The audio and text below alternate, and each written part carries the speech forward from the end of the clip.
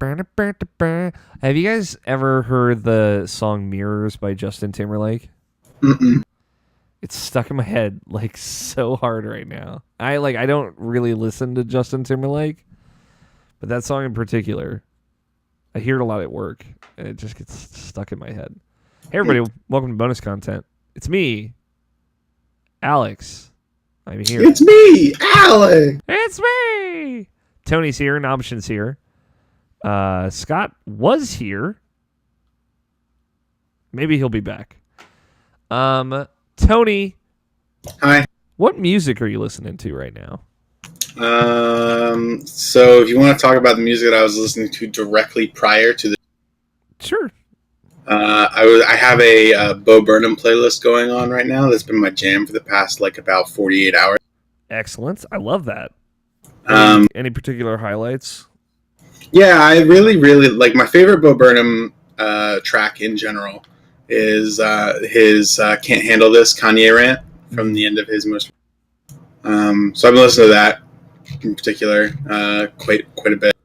But yeah, other than that, it's just on here. Let's go to my mix and just tell you what I've been listening to from that. Let's see. So there's this music outlet on YouTube who does a bunch of like video game remixes. Yeah. And I've been listening to his Vampire Killer remix a lot recently. Oh, you sent that to me and I haven't listened to it yet. It's very good. There's that, and then there's this another YouTuber, Davey504, who does like bass covers of stuff. He's really, really good. And I'm a big fan of the bass guitar, so I've been listening to a lot of his stuff as well. In particular, like the Deadmau5, he on his live stream he likes to review like upcoming EDM artists stuff. Like they'll send it to him and he plays it and gives them his feedback. And one in particular was a remix of one of his songs that had kind of like a more of a funk vibe to it. Had the hot slapping bass and all that. So and he was listening to it and he's like, obviously this was drawn because having a bass play like this is technically impossible. So Davey took that and played it on a real bass. And it's really good. So like stuff like that. I've been listening to a lot of, and obviously Noise Storm, Crab Rave, big in my life right now. Cool. Yeah, that's a good answer. Nobshin, you listen to any good jams right now? Nothing in particular now. No. Wow, Nobshin is like almost inaudible, even at 200%. He's a quiet man. I know. Just in my situation, it's going to be very difficult for me to hear it. It's all right. You'll be able to hear Scott loud and clear. That's what really matters. That's true.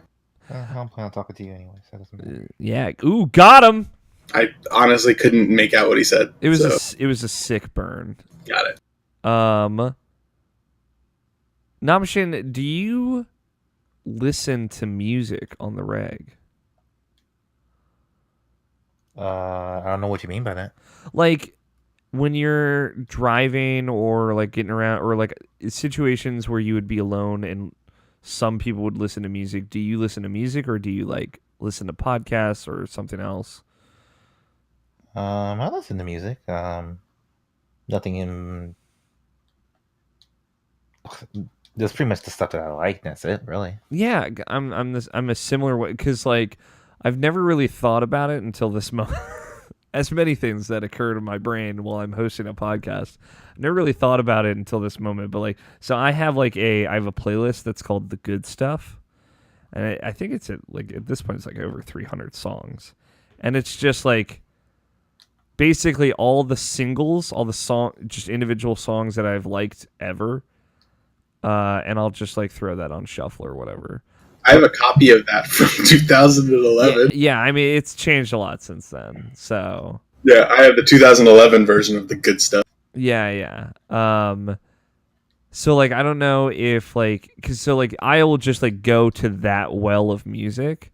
Although more recently, because I now pay for music streaming, I find myself more willing to like, I'll give this album a shot, or I'll try this out, or I'll like spend this day listening to this album. So I don't know if you were the same way or if you just like songs that you've kind of like reached out and grabbed over time you would throw into a playlist and then you just listen to that? I guess like I never really took the time to make playlists. Not since I was like not since like pretty much PS3 days where I was like obsessed with getting like MP3s and stuff like that. But like yeah, that was like in the era where like I didn't buy music. I just like ripped everything because one reason or another. And now that I buy everything from iTunes or whatever, like I just never really had like the need to like make playlists per se. I just put on whatever is on and just listen to that. Okay. Like if you really want to know something about me, like I haven't really like listened to the radio in maybe like 5 years. Yeah.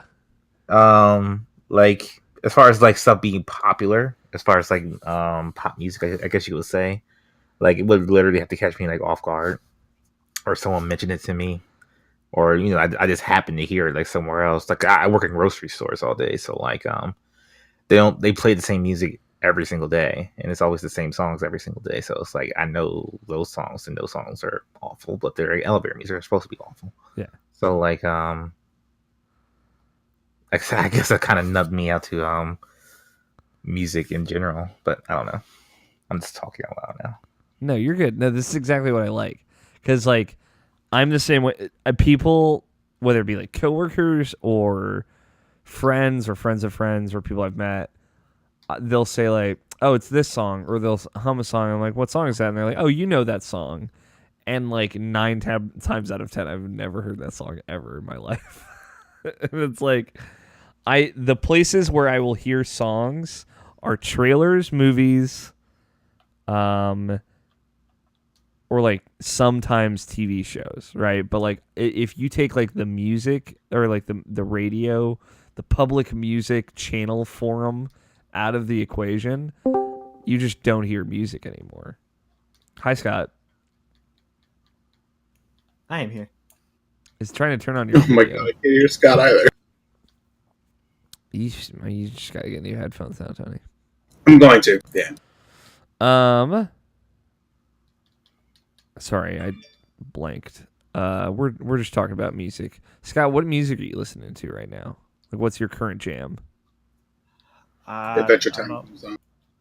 Sure. Sure, okay. Scott, do you have like a cultivated playlist that you go and listen to? No, I'm all over the place all the time. Okay. Forever. Okay. Maybe it's just me that does that. That's why that's a weird question to me. Yeah. But, you know, like everyone does their own thing, so I'm just kind of like stepping out of my body into someone else's body. I don't know what I'm saying. I've been awake for a very long time. Since like 3 this morning, so forgive me. Nicole says, same for me, Alex. I don't listen to radio unless in a car, which is rare for me. Yeah, she lives in New York, so that would be rare. Do you listen to Nabishin when you're in your car? Do you listen to podcasts more or music more? What do you think? If you had asked me like maybe 2 years ago, I would say podcast more, but I've gone to a point now where none of the podcasts don't do it for me anymore, because that's absolutely not true. But like I became to a point where it's like I could only listen to like maybe like 3 now, which is pretty much just OK Beast, Easy Allies, and the Cadcast, which I honestly don't even know why I still listen to that, but I do, because like I guess it's a different perspective on a lot of things, and I really enjoy that.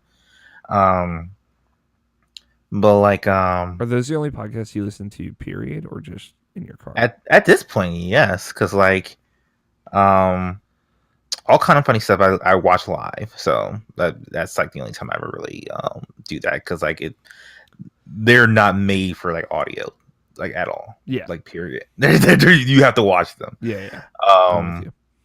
Kind of funny podcast though could be different. I've only listened to the first episode, so I don't know. Yeah, maybe. But yeah. I can't do that. And even Easy Allies, like at that point, I usually just watch that. I watch that because I enjoy seeing those people, and I enjoy looking at those people. So like, that's usually like when I eat a salad or get a sub or something like that. I just watch it on my TV, which is always great. Um, but like I dropped off Giant Bomb. I dropped off I can't even think about a podcast I used to listen to now.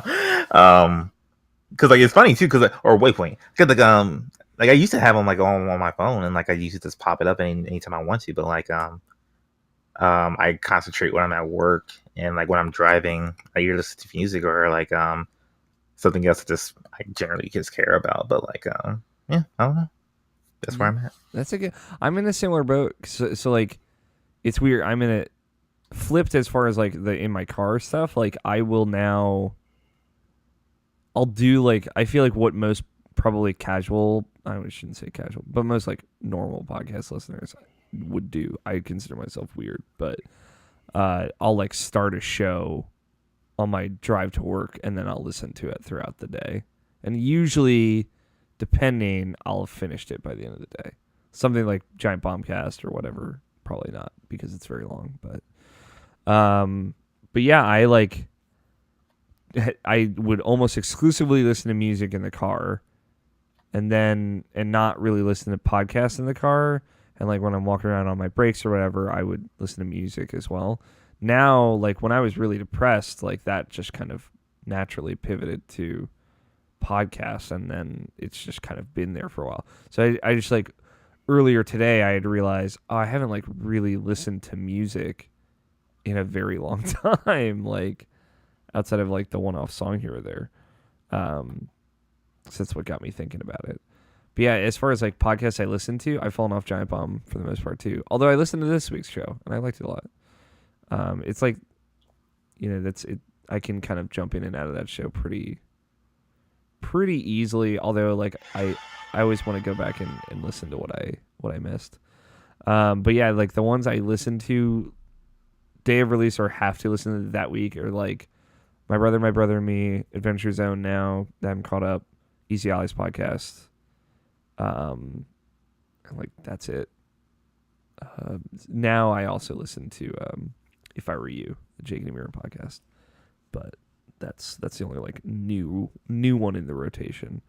I dropped off Waypoint and like Giant Beastcast and stuff as well. I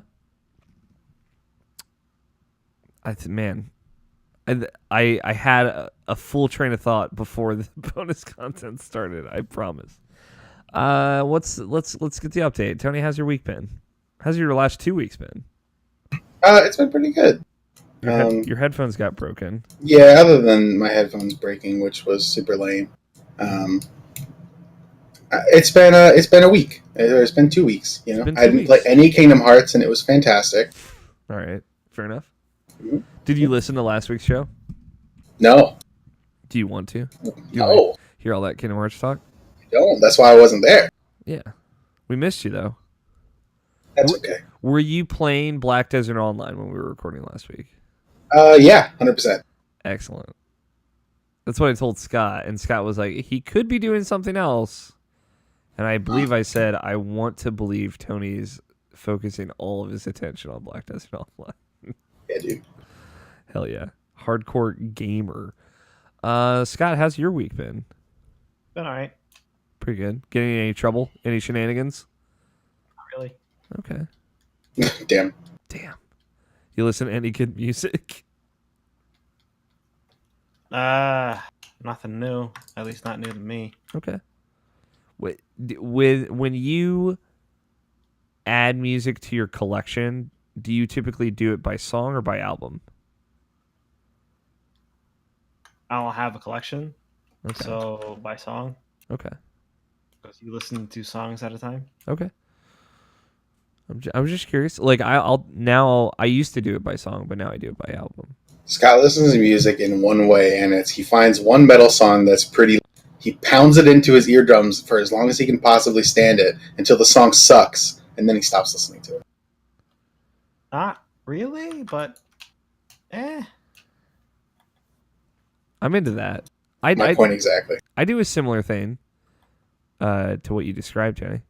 Hmm. Scott, also, it's like trying to turn on your video. I want to see the forehead. No signal on the forehead. Try and Is turn. it?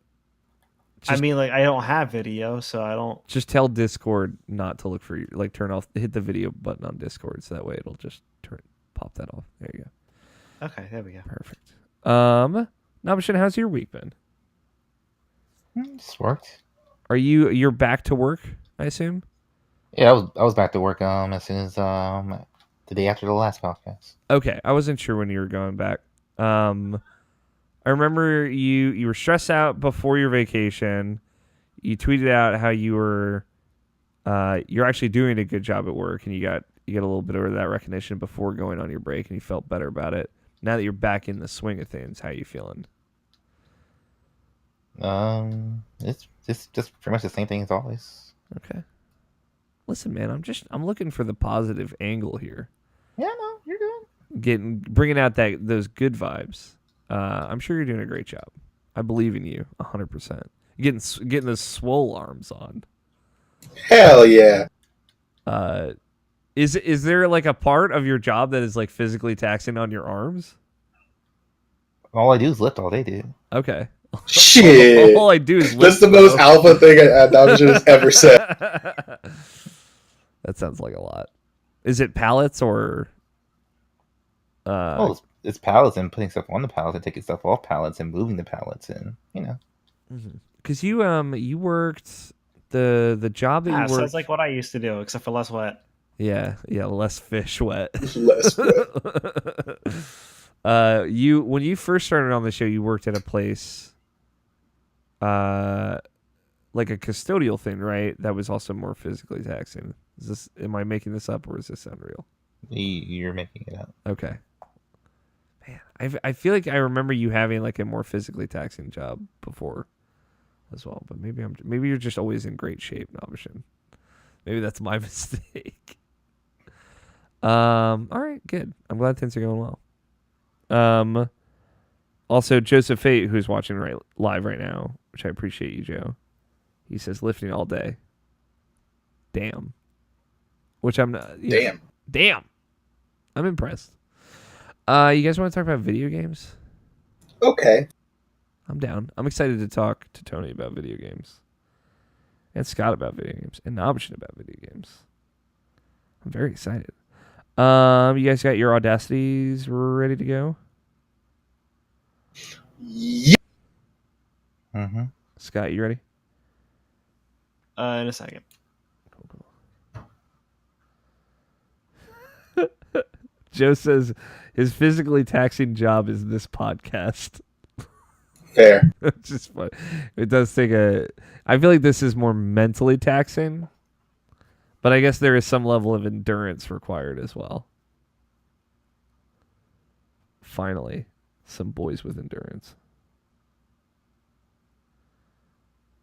Also, shout out Scott White made a Kingdom Hearts grinding video and put it on our YouTube, and it's like over 5,000 views already, Dang, dude. which is cool. Give me with that grind. Hit me with that grind. What's your preferred grind, Alex? Dark Dark roast? roast is dark roast grind a thing?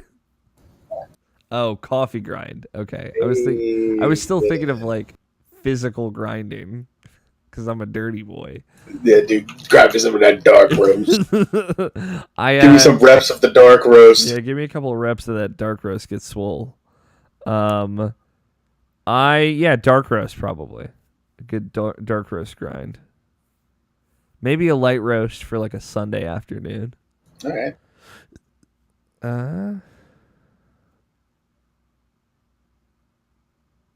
Cool. You ready, Scott? Just about. So Alright. yeah, we can count down. Let me make sure my audio is working. All right. Cool. All right. On one, guys. 5, 4, 3, 2, 1. Ba-ba-ba-da. My thing is going to be like 3 seconds behind. Just remember that. Okay. If I forget, You just said it, and that was recorded. We did it. We did it. I'll figure it out. Weird stuff happens.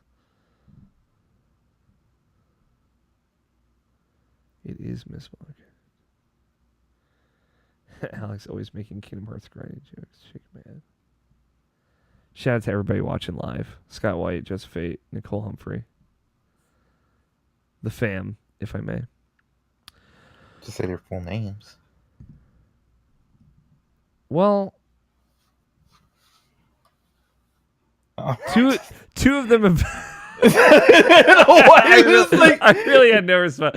Two of them are have been or are part of Irrational Passions. And Nicole's basically the fifth host of this podcast. Nicole will start hitting you up getting those bets. I'm sorry, I didn't mean to put you entirely on blast, Nicole.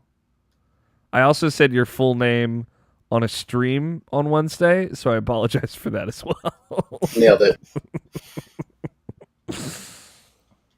You know what? You know what I think I need after a good hearty chortle like that?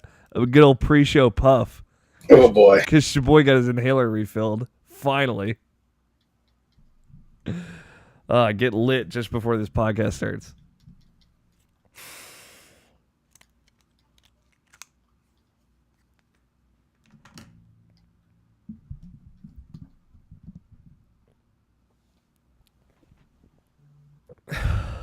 Nicole has been in multiple bets. And she says, I'm a part in spirit. I like that. Good vibes. Respect. All right. What day is it? The 9th? That sounds right.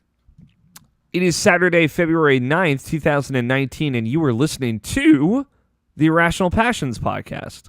I'm Alex O'Neill.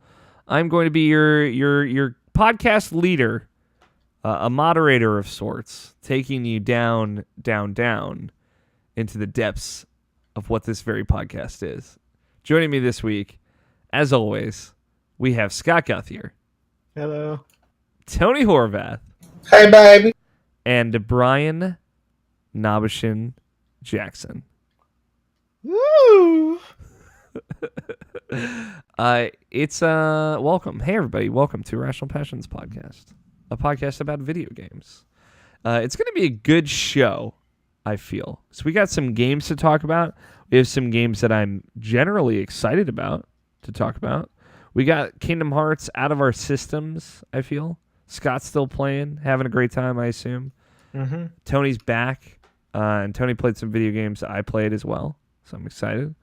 And to kick the show off, I'd like to perform a little bit of housekeeping, because there's a lot of cool stuff up on their website called irrationalpassions.com, of which we are all a part of.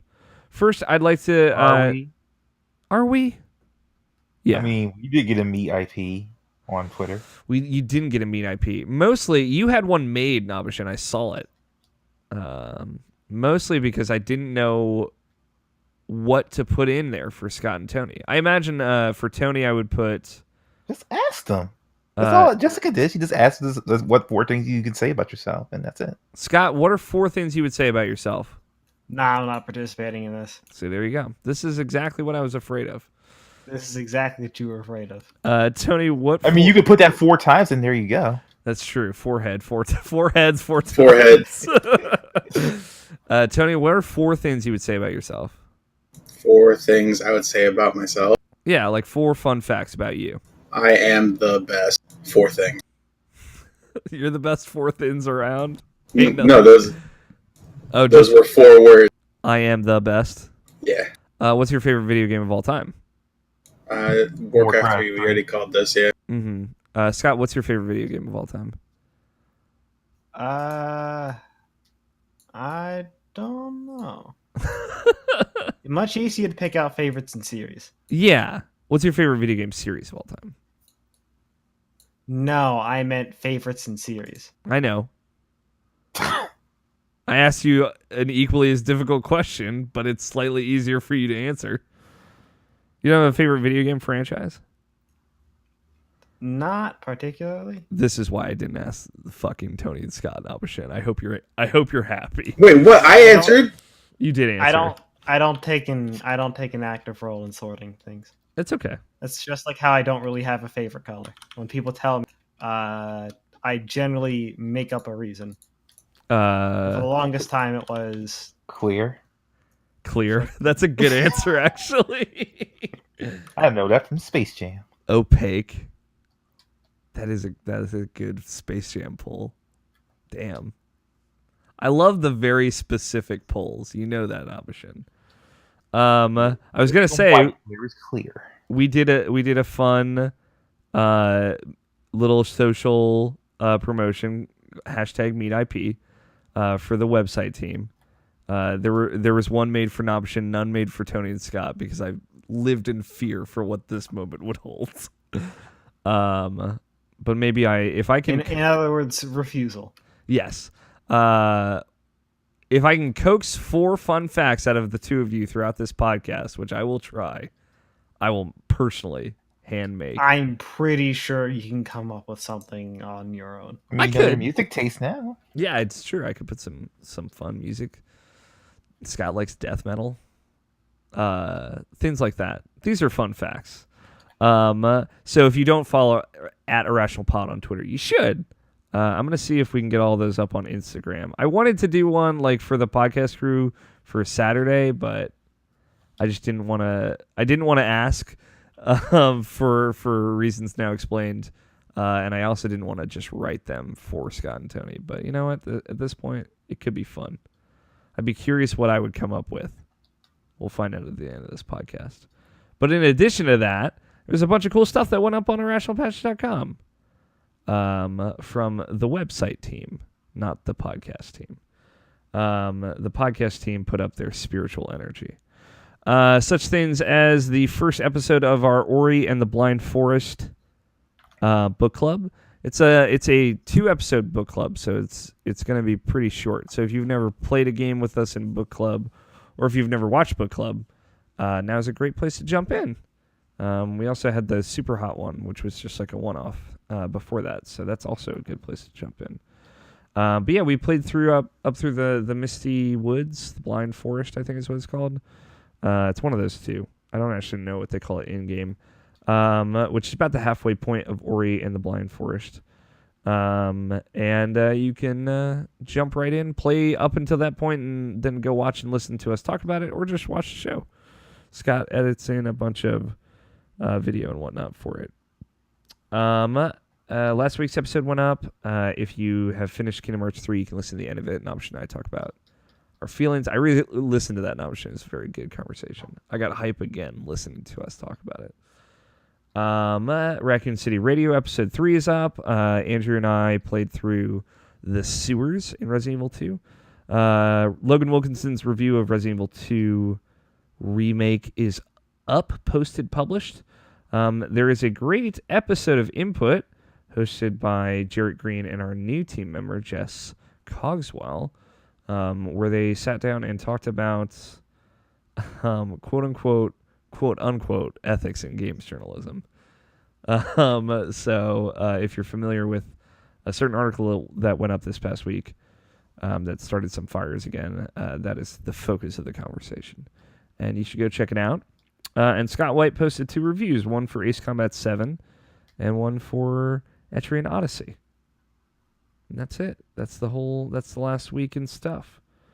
There was a new indie highlights as well, but I don't know if that was... Yeah, that was last week. New indie highlights, which is Mike's video feature that highlights a handful of indie games every episode. There's a new opening for that little video card that plays when it opens up that I really like. I think it looks awesome. So you should go check it out if you have not already. That's it. That's the housekeeping. RationalPatch.com is where you can find all that stuff. And follow on @IrrationalPod on Twitter for all the cool social stuff that George has been doing. Let's talk about video games because we're in it. We're in the heart of the show. Scott, Tony, Nabishin, you are all important to Irrational Passions right here, right now, for this moment. That is a lie. It's the truth. This is all truth. And part of that is because, Tony, you've been playing video games. I did play the video games. What have you been playing? Where do you want to start? So I played some of this cool game called Apex Legends. I played some Apex Legends. Yeah, that game's pretty all right. That game is pretty all right. Yeah, we talked a little bit about it last week. Scott, Nobshin, did either of you play? Nobshin, I didn't necessarily expect you to play it, but I know you're a professional. Sometimes you check things out. Sometimes you like to dabble with things that aren't necessarily your jam, just to get a little bit of information on it. Did you touch Apex Legends at all? I did not. Okay. I'll get you in there. We'll get you dropping. Make you a jump master someday. Scott, did you play any Apex Legends? Yep. Okay. So we talked about it last week, Tony, because it had kind of leaked early Friday. I guess the whole story is kind of out there now, but a bunch of content creators and streamers had gotten to go play it last week, in addition to some like members of the press, and they kind of were aware that it was going to all drop on Tuesday or Monday, excuse me. So we knew about it. We knew the name. We knew the trademark. We knew who was developing it, but we hadn't seen it yet. I think visually, like actually seeing this, and also like seeing what makes this game unique versus other battle royales is really important. What do you think of it, Tony? It's pretty good. I think it's it improves on a lot of things that battle royales needed to improve on. For example, you don't really have to worry as much about the zone or going too far away from it to not be able to make it to it. Mm-hmm. In Apex, because they've got those like balloon towers all over the place, which let you basically redeploy your jetpack after you climb all the way up the tower, which is super useful if you need to get to some place very far away. There are enough of them around the map that you can kind of like climb a balloon tower and then fly over to the next one and then climb that one to stay ahead of the zone if you stayed too long looting or whatever, which is really nice to see. They've got that. I really like how they've improved the looting in the game. Your inventory is very smart. If you like have a gun that has a bunch of attachments on it and you switch to a gun that tells you like, hey, if you switch to this gun, these attachments will be also switched to your gun. There's a lot of cool stuff that's going on there that helps the game to let you focus on actually playing the game rather than digging through your inventory as quickly as possible so no one jumps up behind you while you're looting. Yeah, for people who played Battle Royale, it's essentially what Fortnite did with attachments is essentially have better guns that drop. Mm-hmm.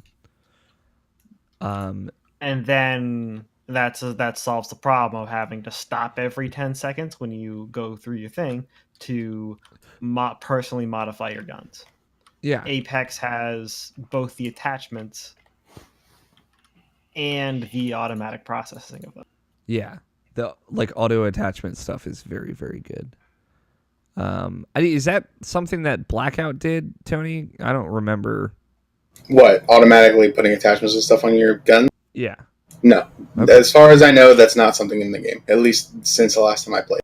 Okay. Yeah, because that felt like pretty unique to... Yeah, that stuff's cool. I think that the different legends are really unique, mm-hmm. And there's a lot of space for them to be more of those. And I think that they all have, their own kind of niche, which is cool. Yeah. For the uninitiated, for folks who are unaware, Apex Legends Battle Royale, free-to-play video game, available now, came out, announced, and launched on Monday, this past Monday. Developed by Respawn Entertainment, folks what made Titanfall and Titanfall 2.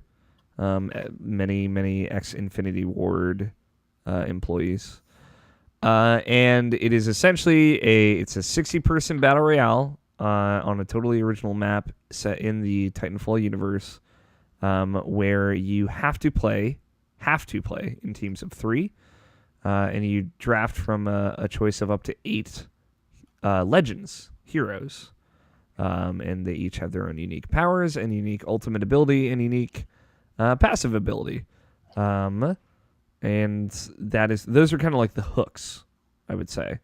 There's a lot. Right. There's a couple more too. Yeah, there's a lot more like little things in there too, like some of the stuff we've already talked about, like weapon attachments, and there's a great like jump system. Like when you drop in, you are all kind of linked together, and the quote unquote the jump master gets to dictate where the trio goes. I love that term, jump master. One of my new favorite video game Tip your terms. jump You master. spend less time trying to communicate where exactly you and the other party members should be, and more time deciding where you want to be. Yeah. And a big thing, and I know this is a little bit, I would say less impactful to PC players, although I've heard it is good on PC as well, but definitely more impactful to console players, is the ping system that they've incorporated into it, which maps all of your kind of, you can ping a location that you're looking at, and it maps all the different kinds of things you can do with that ping to R1 on console or right bumper on consoles, which means you can tap once to ping a location, and it'll contextualize that of like, this is armor, hey, this is a weapon, hey, this is ammo. You can double tap to say, hey, this is an enemy. If you actually tap an enemy with that, it'll mark the enemy for a limited time. If you tap the last place where you saw an enemy, it'll say, hey, I saw someone over here. And your characters will have contextual lines of dialogue depending on what's going on. All kind of mapped to one thing. There's call and response. There's ways to thank other players. It's a great system for a battle royale game that forces you into groups of 3, as opposed to kind of giving the option to play solo, Right, duo, or otherwise. I'd say the biggest I want to say the biggest change to the team play is the how you can revive your teammates. Yes, good point, Scott. So because there's also a full revival system. It's not just that if you get downed, you have to pick them up before they bleed out or get shot to death. No, Yeah. it's after you die, you have a minute to finish the fight and pick up your friend's banner, teammate's banner, and then send them over to a revival beacon. Mm-hmm. They won't have any of their stuff on them, but assuming that you didn't loot their stuff, Yeah. and that the beacon is relatively close enough, their stuff is essentially where you left it. Yeah. So. Which is really cool. Like a battle royale with respawning in a way that's like, you can't just like respawn easily. It is something that you have to work for, but it's not like so difficult that you actively don't want to do it. It's a good like somewhere in the middle of like, this is like a really useful mechanic. I'd say the biggest bonus to this is it gives you an out for the rest of the game if in case you drop in a spot that has a couple more teams in. The winning team isn't just immediately hampered because they're probably going to lose somebody. Yeah. It's the winning team can generally pick their entire team out of that fight. Yeah. And that's really cool. There's a lot of little changes to like the battle royale formula that make this feel different enough that it's really exciting. Yeah, and the other big thing is that instead of it playing more of like a super arcadey game, it fits in the middle Mm-hmm. of the two styles, kind of like how TF2 did. Yeah. I would say, like, for me personally, I think it probably plays closest to Blackout, but enemies typically don't drop as quickly as they do in Call of Duty, so especially if they have, like, maximum armor or whatnot. So Right. that makes matches and firefights last a little bit longer. I've been really impressed with it. I played quite a bit of it this past week. With a variety of folks. I played with Blessing from OK Beast and whatnot. And the OK Beast boys liked it so much that they started a goddamn podcast about it. which I am blanking on the name of. Jumpmaster. Jumpmaster. Thank you. How could I fucking forget? I see the logo and I feel like I just see Apex Legends on it. I don't see Jumpmasters. So yeah, go check that out. They actually hit like top 2 iTunes charts. New noteworthy podcast. So that's or games and hobbies podcast. So give it a listen. Blessing and I talked a little bit about that, and he's like, fuck it, I'm gonna start a podcast about this game, and I endorsed him. So go check it out. It's him, Van Aken, and John Bernardo. Yeah, I'm really impressed. Tony, have you played a good amount of it? A little bit of it? I don't know where you're at. I'd say maybe like 6 hours. Okay, that's probably about what I've played as well. Yeah, it's really fun. Have you been playing with a group or just rolling solo? You can't roll solo in the game, first of all. I mean, you know what I mean. Damn. So I'm always with a group. But yeah, I've been playing with friends the entire time. Cool. I played like maybe 2 rounds with random people. And while the ping system in the game is fantastic and definitely enables that very well, I prefer to play with people in, the same people every game. Yeah, me too. So, but yeah, it's mostly been me and friends, and we've been getting in there and shooting some people. Cool. Any specific thoughts, feelings? Any favorite legends? Anything? Yeah, I pretty much only play Lifeline. Yeah, I play Lifeline mostly too. But it's only because she's OP, super, super good. Yeah. Basically our strategy is we play Lifeline, and then 2 more offensive people, and then just feed all of the ultimate accelerants to Lifeline for really quick drop pods. Ooh, yeah, that's smart. So we get like a bunch of gear really quickly, and then we kill people. What do you mean that's smart? I like that. Did you not think of that? I didn't think of that. What? Listen, man. What are you doing with your life? I'm like, hey, who wants this ultimate accelerant? And if somebody was like, yeah, I want my ult faster, I'll give it to them. I don't typically think like, yeah, but you should give them all to me because I'm gonna get. I'm not min maxing this loot hard enough. Again, y'all just think in a min max way, and my brain just don't work like that. I'll get there. I'm listening. It didn't cross your mind that is like, hey, hold on a second. There's a relatively high amount of ultimate accelerants that kind of drop along the way. Yeah.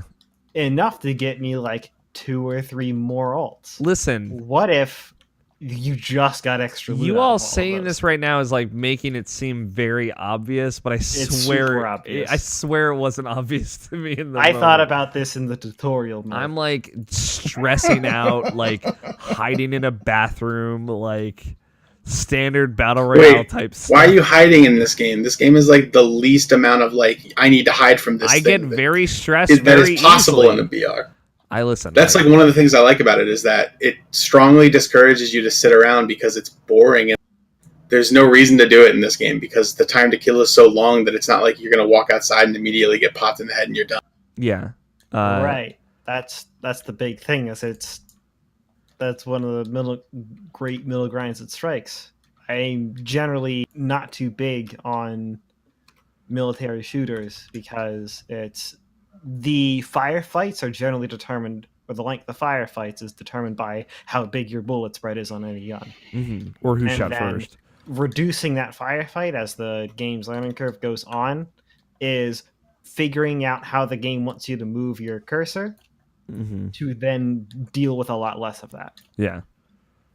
I will say, like, in kind of going off what both of you were saying, like, I really like how intense the firefights are in this game. So I feel like they don't happen very, very quickly. I feel like that you have a lot of opportunities to kind of make up ground, or use cover, or like certain abilities really smartly to either prolong the fights or make them more interesting. So I found like the engagements I've had in this game are like way more fun and way more bonkers than I've had in like a Fortnite or a PUBG. So yeah, I've been having a great time with it. I'm curious like what the OK Beast guys talked about on Jump Masters, like specifically what spoke to them. but I know like the characters and like how much personality they have like was something that spoke to Blessing a lot. It's hero based.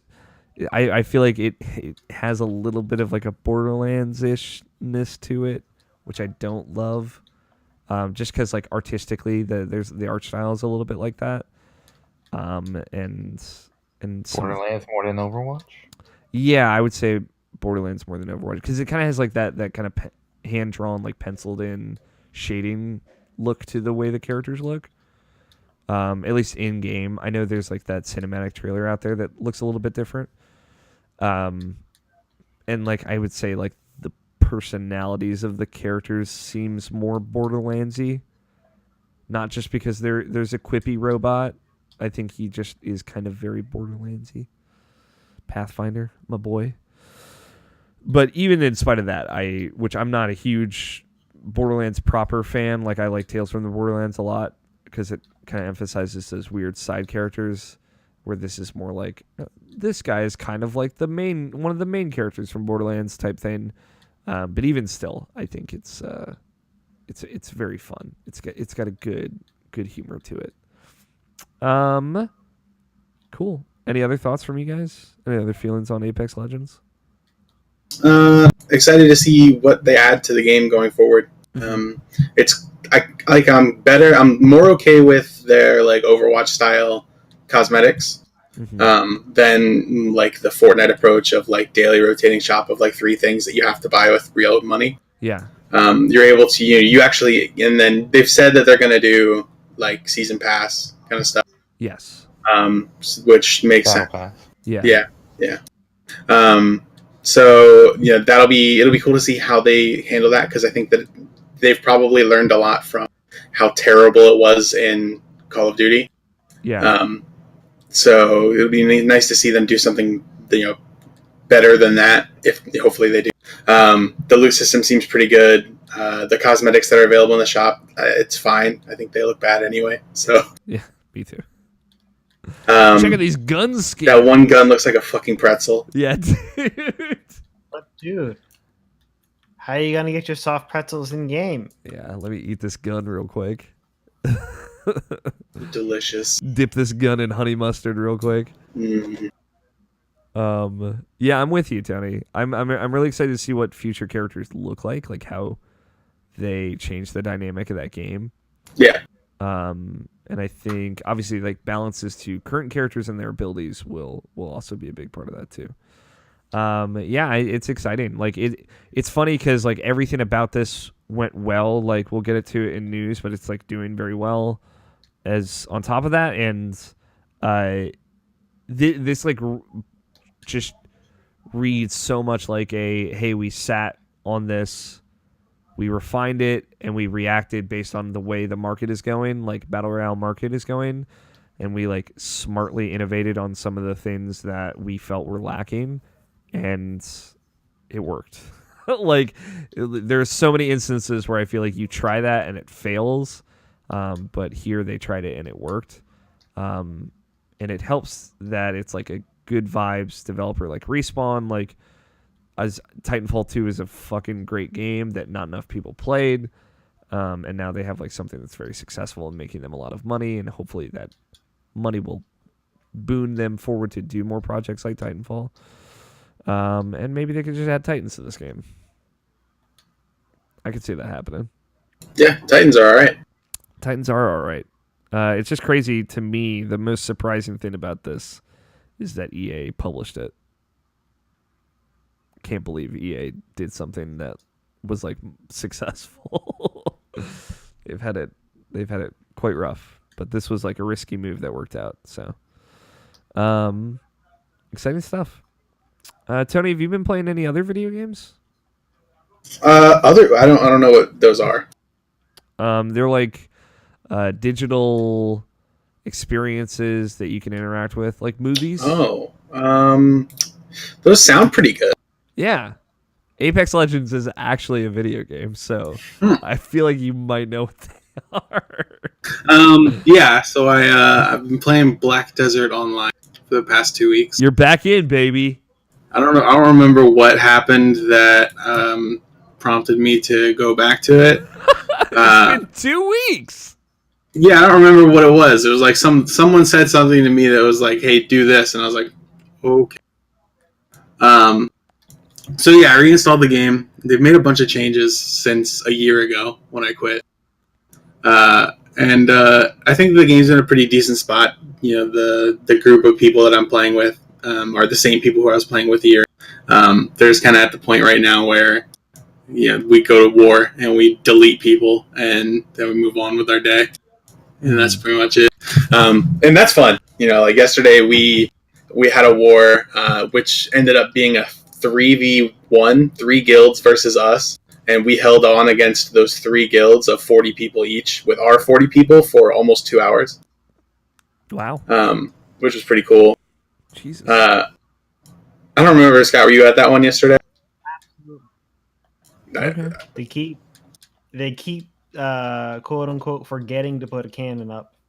Oh, I mean, I could have put a cannon up for you, but we went over that a little like before war, but they ran out of spaces, so they would have needed to remove a barricade for the cannon, and I believe they tried, but it ended up getting taken down before we could actually make use of it.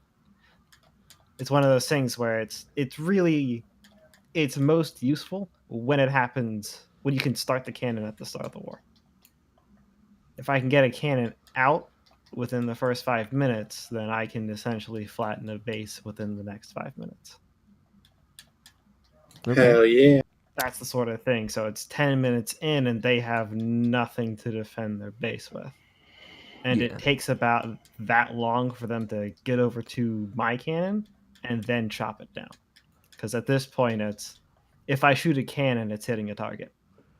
Just turn them into mincemeat with that cannon of yours. Yeah, there's virtually no calibration shot. Give him the cannon. Give him the cannon is my favorite sex book. Spotter, so there's that too.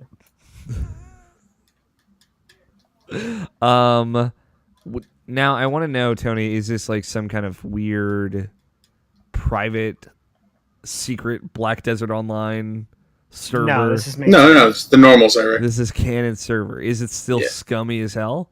Less so, I think.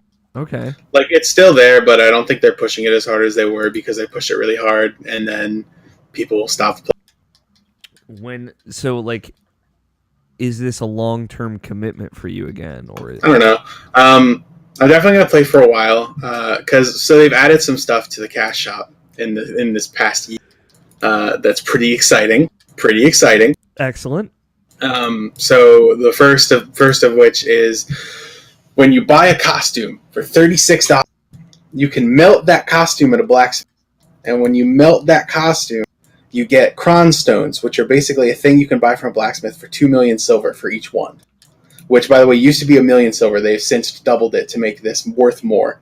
But anyway, you melt it into something like 230 of these cron stones.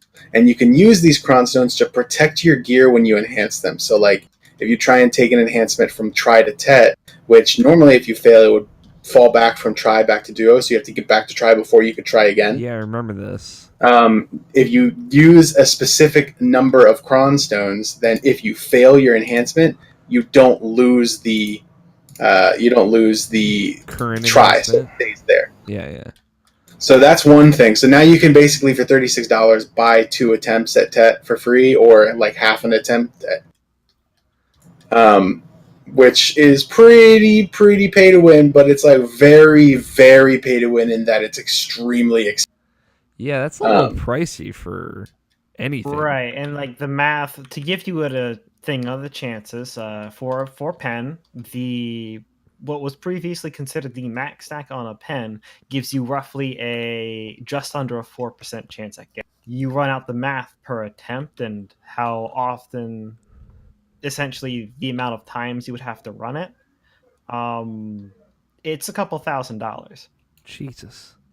Yeah, per decent chance at pen, not guaranteed. Yeah. So that's the level of money you would need to sink into it. Yeah, so it can't be the pay to big win if you mediator. can't pay to win. Right. Right, and it's like what you get from it is significant, but like there's a good argument to be made that it's instead of if you weren't at the stage before Pena, which is Tet, there's a good instance to be made that your money is better just spent getting to soft cap and not worrying about it. Yeah. So, like, what are we doing, Tony? We about to be whales? Are you a whale in this game? Hell no, dude. I want to spend as little money as possible. Okay. So anyway, more stuff that they've added to the Pearl Shop. Now, the one thing that I bought into upon coming back is so there are these coupons that I first learned about on a private server, because on the private server you could spend like $20 real money on their web shop and get a set of these coupons, and they're for each of your weapons. They're exchange coupons that let you take each of your weapons, for which are class specific while armor is not, and exchange them to the same exact weapon, same enhancement level, same weapon for a different class. Basically, it allows you to re-roll into a different class for very little investment. Other than real money, right? Because you don't have to get new weapons or sell your old ones and buy new ones. It's very convenient to do it that way. So those are $30 each. You need 3 of them, one for each weapon. So it's basically like the $90 do you want to play a different class pack. And those were a limited time thing on the shop. Since then, they have been added to the shop permanently. That's the one thing that I did buy, because I came back to BDO specifically to play the new class that came out, which is it's the only true ranged class in the game.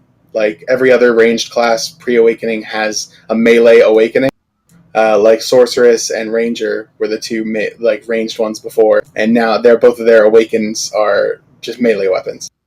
So Archer's unique in that he has only ranged abilities, which is basically whenever I play an MMO, I play ranged. So being able to do that's pretty cool. The class is pretty neat, so I wanted to switch characters to do that.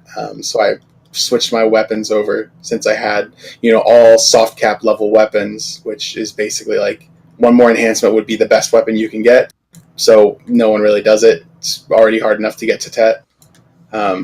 So I have all the Tet weapons, so I kept all those and switched them over to Archer. And since then, another cool thing that they've added is you can basically level and get skill points while AFK now, which is pretty neat. So you can just completely automate this game. Yeah, so basically, like, the system that they've added is you can train on a so basically you go and you buy a book from a merchant, and it's 1,000,000 coins for an hour. And you spend 1,000,000 and you choose either skill experience or combat experience, or both if you buy both books.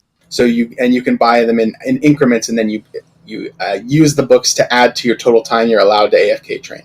So, like, say for example, I'm going to bed or something, I will put it on there, and basically just buy 10 hours of skill and experience training. So 20,000,000 silver coins, and then pop those, put my character fighting a dummy, and then minimize the game to the tray and go to bed.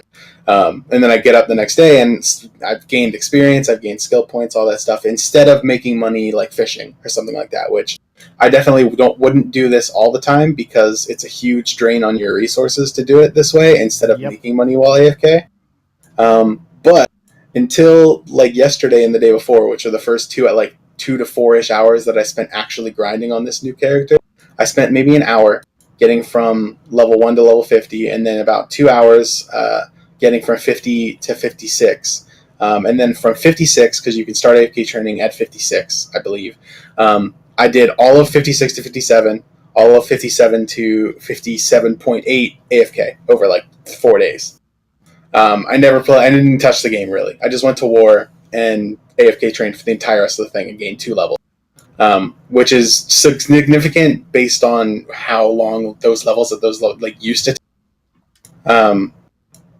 And so after that, basically you just sit there and you get free levels. It's kind of nice. I'm not gonna lie to you. Yeah. Not free, but it's levels without grinding. Yeah. Right. It's not nearly as efficient as actually going and grinding. That's for sure. In most good places, it's generally 10 times better to grind. Is it now? In some of the exceptional places, that can increase to like 20. I want to know, Tony, because last time you were in a BDO, it's been a while since we talked about it. You had like just automated everything but grinding, I guess. Yeah. So the actual like the way you make money AFK is you can do the same things, but what's efficient is not efficient anymore. So I don't even make money with my workers or anything right now because I haven't set them up to do anything. Because all the stuff that they used to do is not worth doing anymore, really. Like all the materials that they farm they just sit on the market, no one buys them. So they just kind of sit there, and I've put some farms down because Scott told me to, and then I forgot to do anything with them, so they all got put back into my storage after a week. My question here is, though, is there a point in this with Black Desert where it is like too automated for you? Nope. Okay. I feel like it's approaching clicker level. You have to realize every time it's not like it's full automated. You can get everything without doing anything. Yeah. There's a big trade-off to be had there. Okay. Yeah, like even for the AFK training, right? It's so expensive that the only reason that I'm able to afford doing this is because I had a ton of money and I've been very quickly draining it, doing all of this stuff. That I'm basically buying new gear.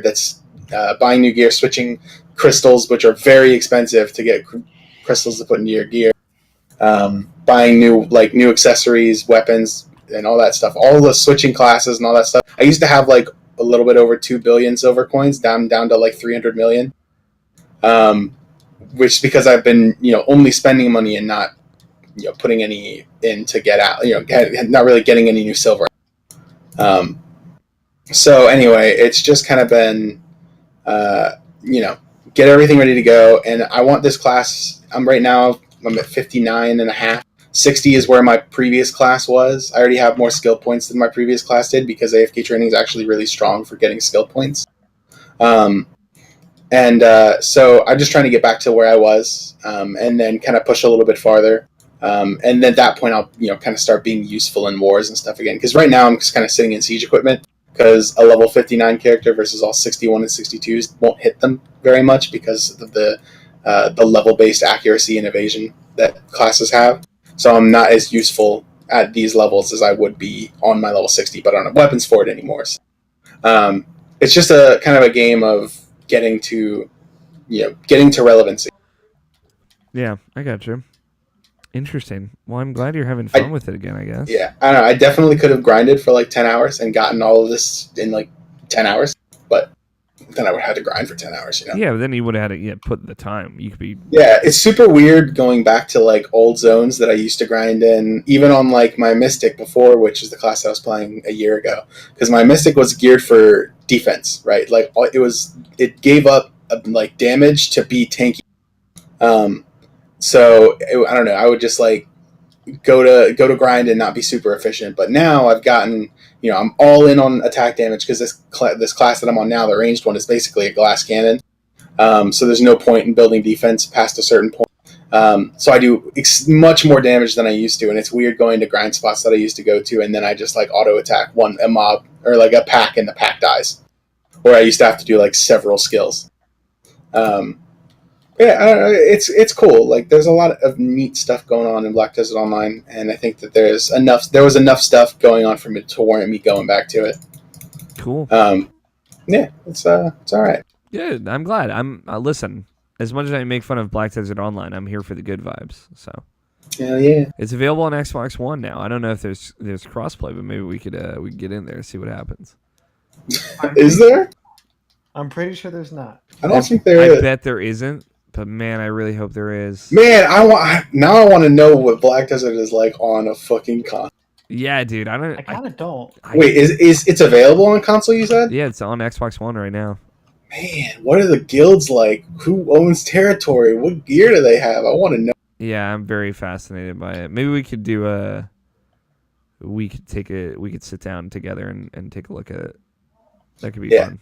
Um, and there, there's also the thing where the archer class is very gender fluid. Mm-hmm. So there's this whole meme of like archers being basically like the customization people have used since it's a male class. It's basically make them look female. So I'm embodying that. Mm-hmm.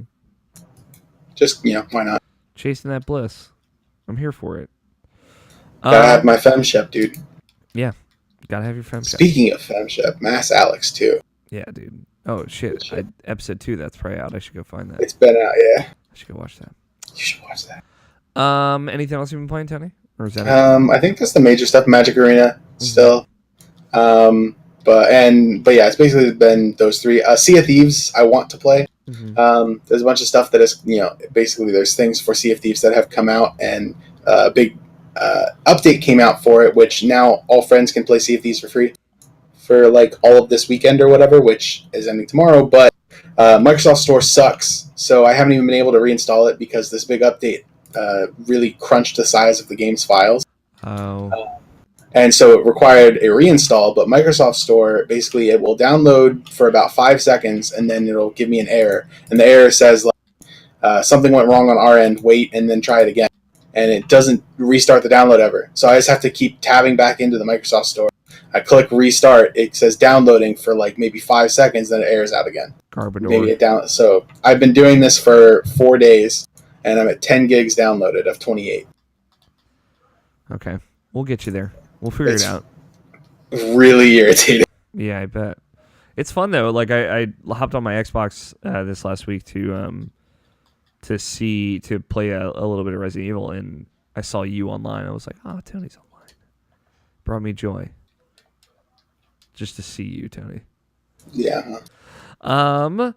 Scott.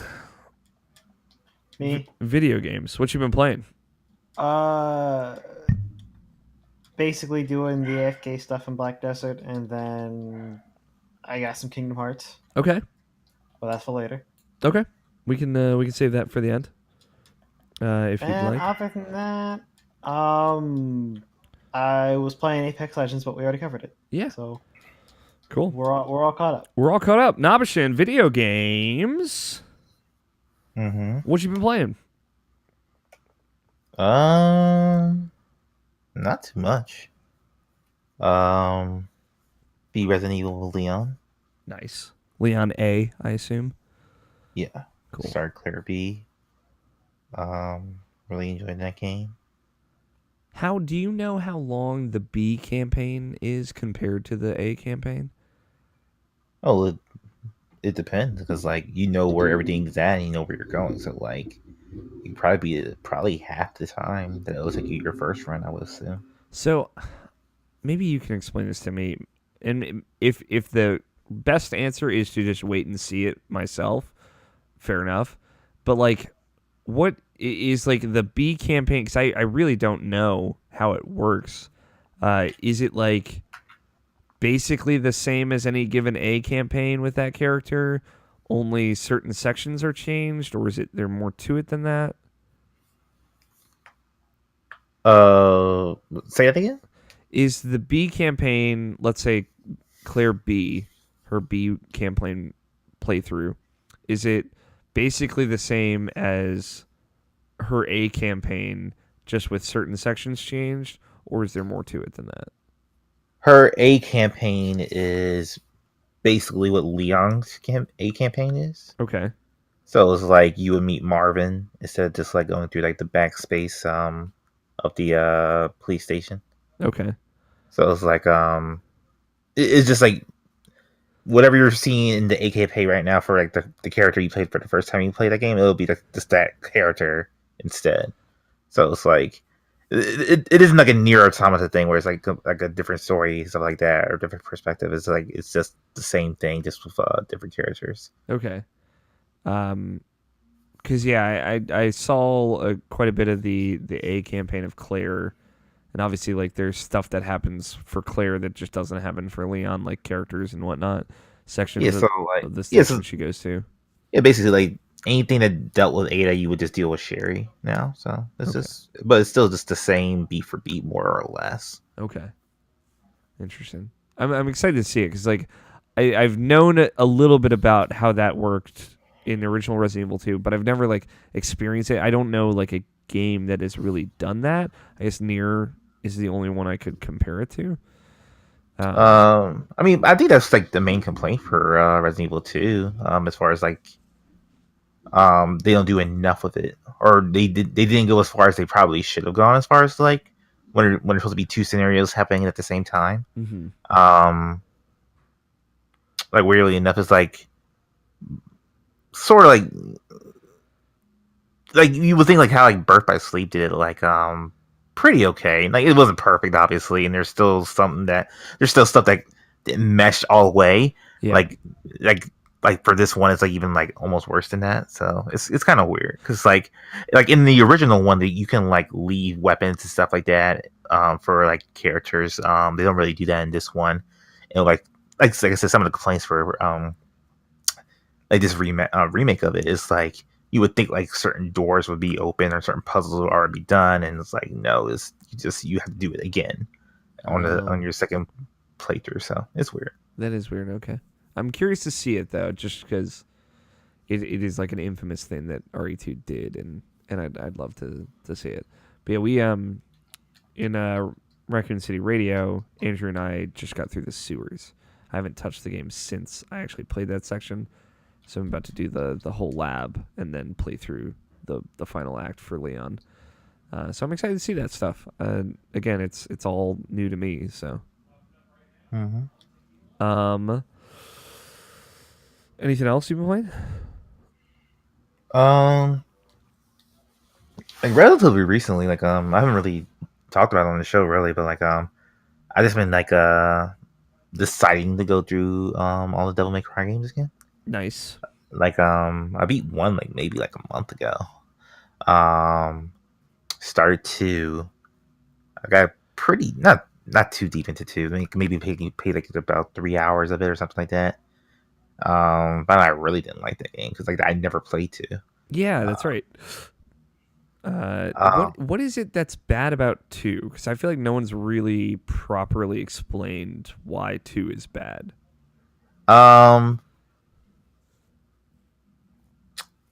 You remember Prince of Persia: Sands of Time, and then like the sequel to that?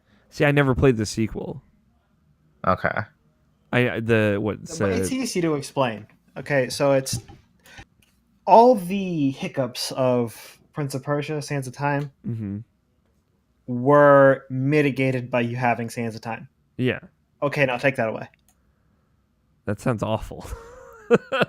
That's the analogy. Two Thrones, Prince of Persia: The Two Thrones, I think is the second one. No. Is that the third one? Number 3.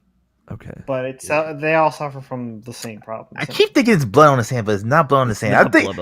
I think we said this before like years ago on this. Yeah, I feel like we've had this moment before.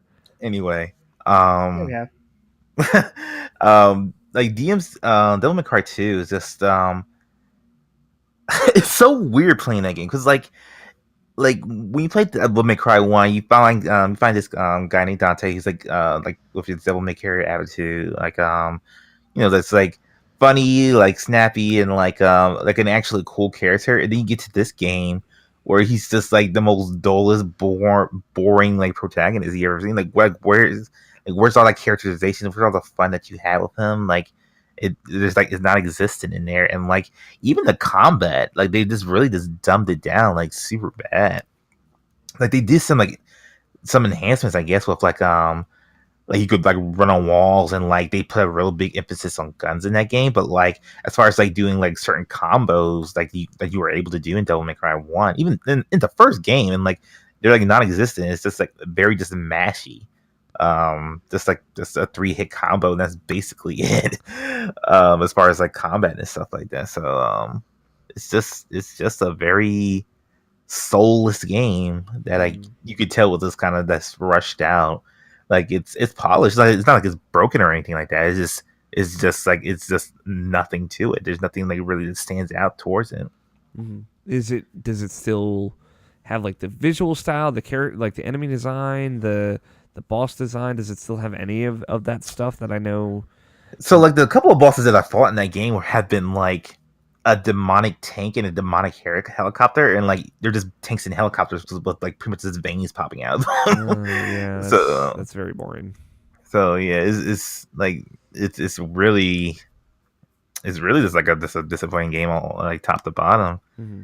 And then I played Devil May Cry 3, or I just started that actually, which I've never really played before either. Like that's like for me being like a big character action guy, like I never played one of the best ones, which is Devil May Cry 3. Like when it came out, like my friend Marcus was like super about it, and like he loved it, like from top to bottom. I think that even before the special edition came out, which was like the easier version of it, so he went through the hard stuff of that game. I just never got around to it.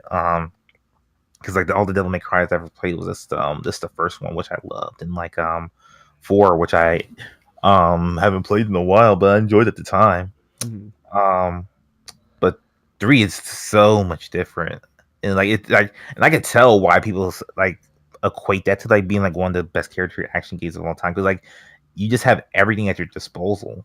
Like it's like you just have so many options. It's like how you just want to approach something with like your different styles that you could pick from, which is like Royal Guard, which is like you can like have like a big shield, not have a big shield, but like you can like you can shield all the attacks, like actually like block it and stuff like that.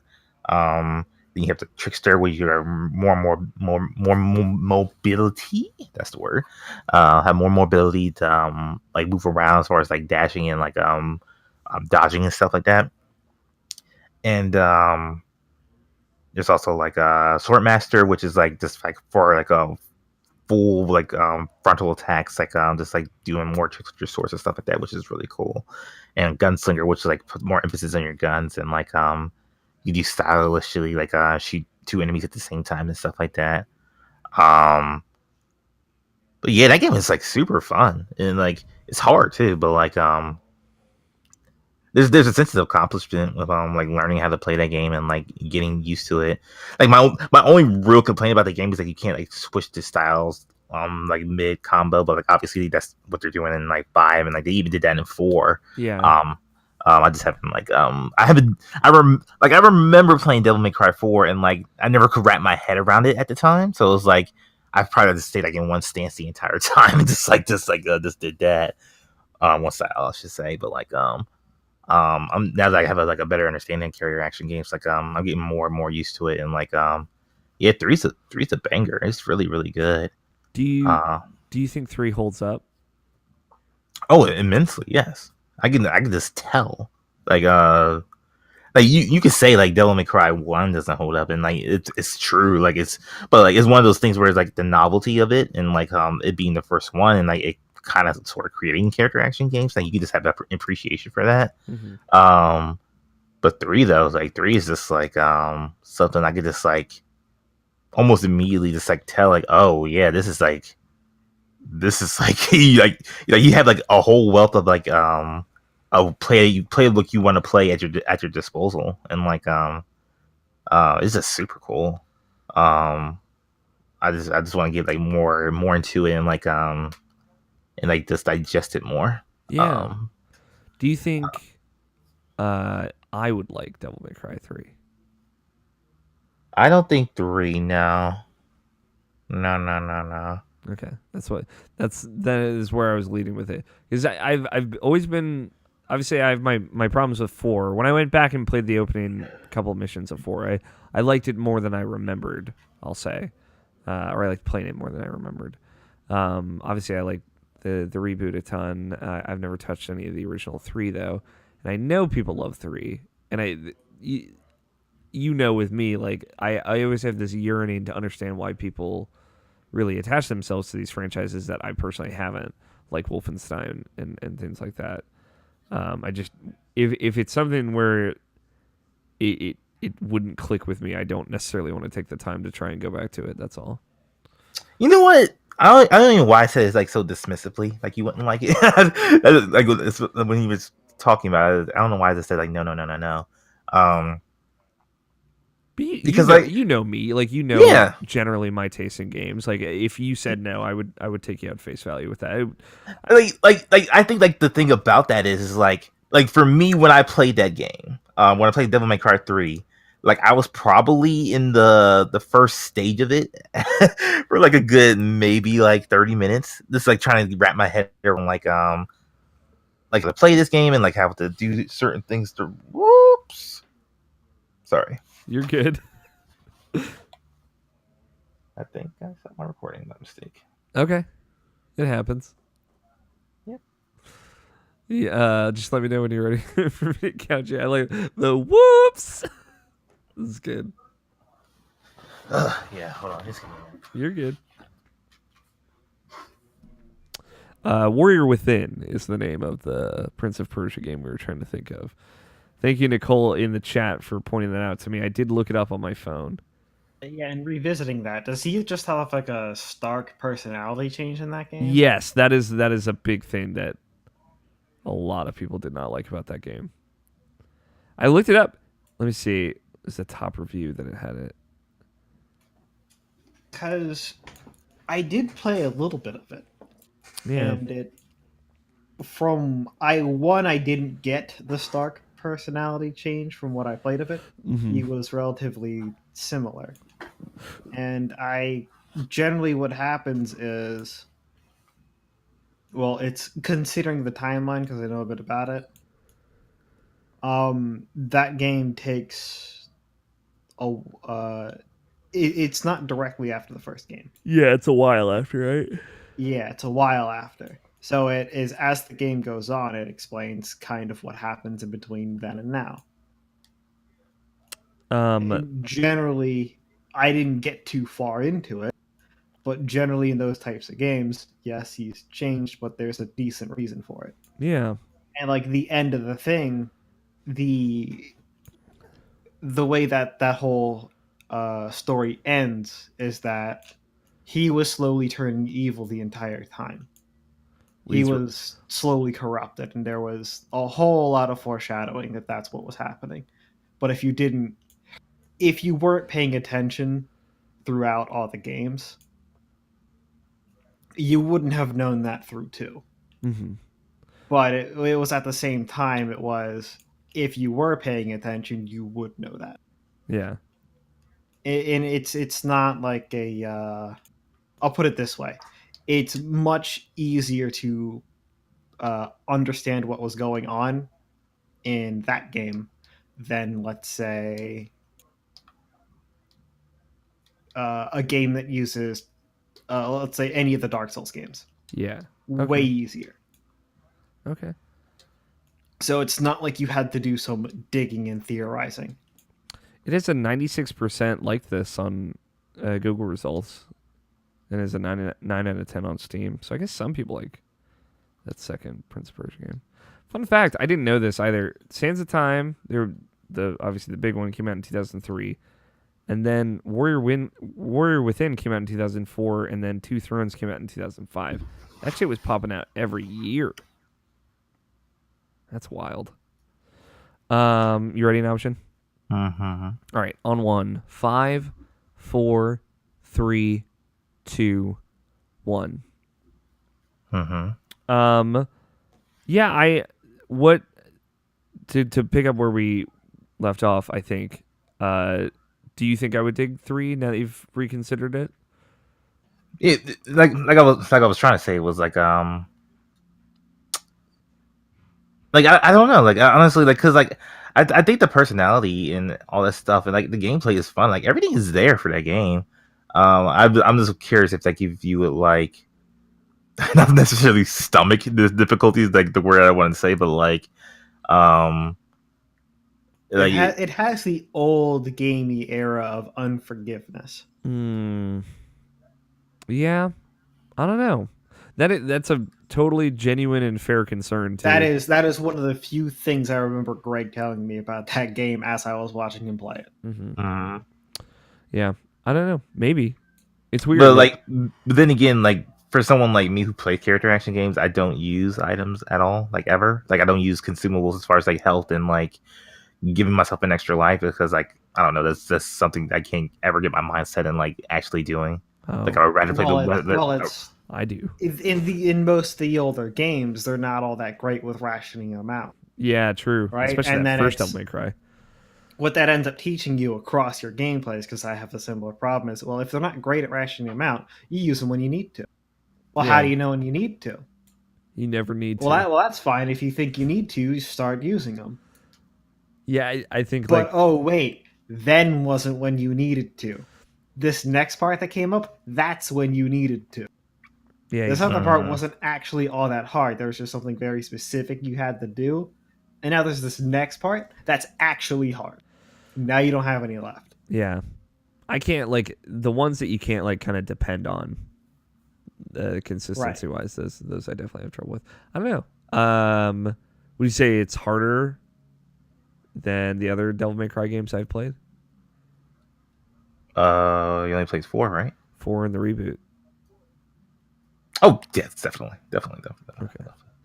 Is it harder than Bayonetta? Yeah. Okay. Is it better than Bayonetta? You have to be determined, but like we'll see. But like the thing that like Devil May Cry 5 that I really appreciate now, well, that I played the demo multiple times, especially the newer one that just came out, which I'm super enjoying now, and I'm actually getting really hyped about it. Excellent. It's like it's what I said before, but like it's like the mobility. You have more mobility in Devil May Cry 5 than you did in 4 or even 3. Well, 3 you kind of get it with Trickster using that style, but like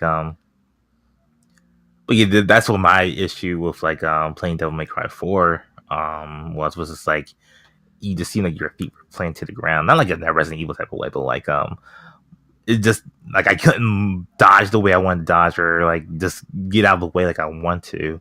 Like I want to have the ability to attack and like be able to move at the same time, and I think Bayonetta does that perfectly. Which is why I love those games. And like 5 is like shaping up to do that. At least with, as far as Nero, as far as playing him, because like I really like his mobility compared to like he had in Devil May Cry 4. So like yeah, it's just all that stuff. So Cool.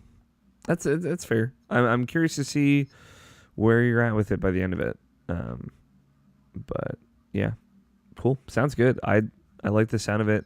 Ben Moore had a great preview, very extensive preview of Devil May Cry 5 from Easy Allies. Worth checking out. I'm sure you watched it as well, Nabshin.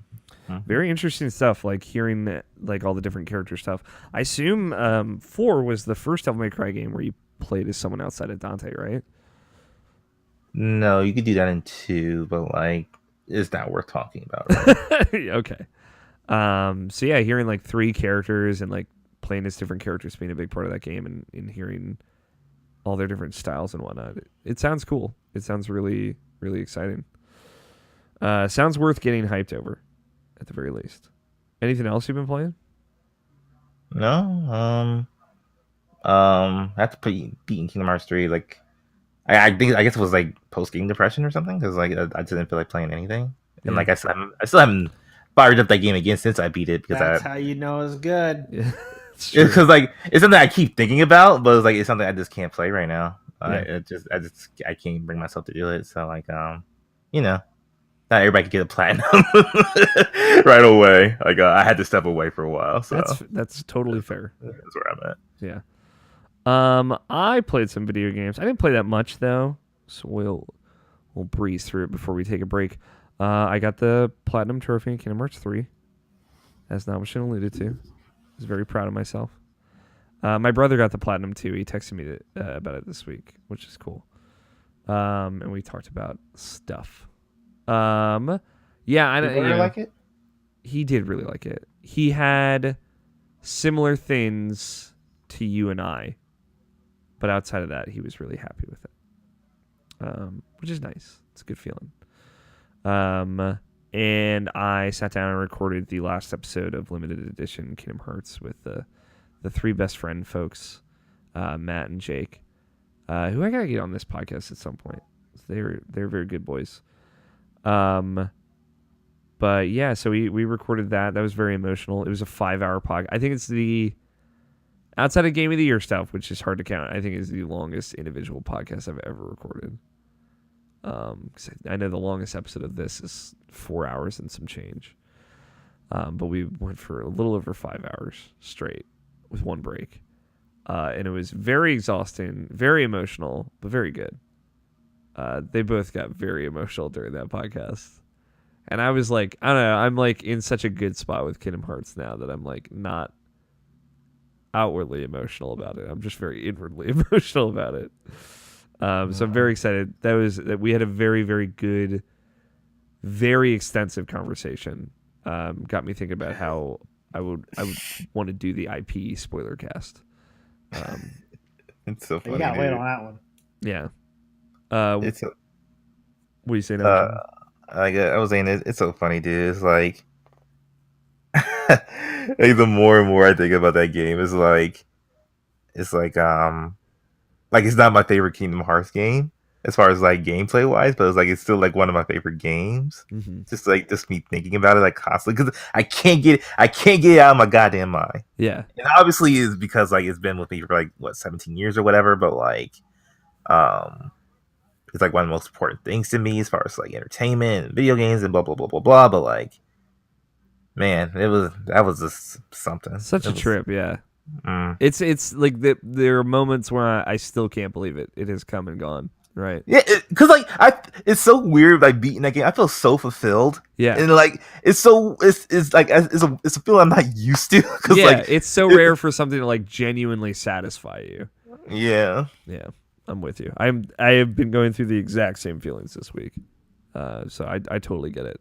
Yeah, it was more of a thing of I just like ravenously consumed every part of that game that I could, even after beating it, and grinding out and doing all the synthesis and all that, and I loved every second of it. It took me about 70 hours, all told, but it was worth every goddamn second. But yeah, close the book on Kingdom Hearts 3, and the only thing that I wanted to do after that was play all of Kingdom Hearts all over again. So I started playing Kingdom Hearts 1 again. All of it? All the in-betweens except All for of it. the Dude, ones that we avoid tell people to I want to sit down and watch Coded. That's where I'm at in my life. that sit is down like and watch Coded. yeah, like I want to watch the movie play it. version of Coded. I'm gonna be on Amazon fucking next week looking at DS cartridge prices for Coded if I don't cut myself off at some point. Right, you don't have those anymore. Yeah. No, yeah, I don't know. If I can find mine, which I'm pretty sure I have, I'll lend it to you. All right. I'd borrow it.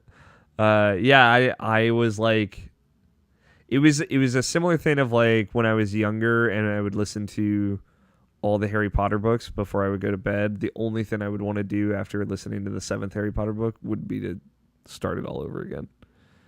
I don't know how the trouble is like the Kingdom Hearts has to be kind of like my side game to whatever like the main thing I'm playing is, so I don't know how efficiently I can get through all of them, but I really want to play through all of them again. But that's just because like it feels like such a front to back complete story, and I don't think I have books that feel like that. I have podcasts like D&D podcasts that feel like that, but I don't have there's never really been like an save for Metal Gear Solid, I guess, but like an epic video game story over multiple things that I want to like play front to back. That's a good comparison. Yeah. Right, Except they because fucking it's up at most of it. Yeah. For me, I'm sorry. For me, No, but like they did. You're not wrong.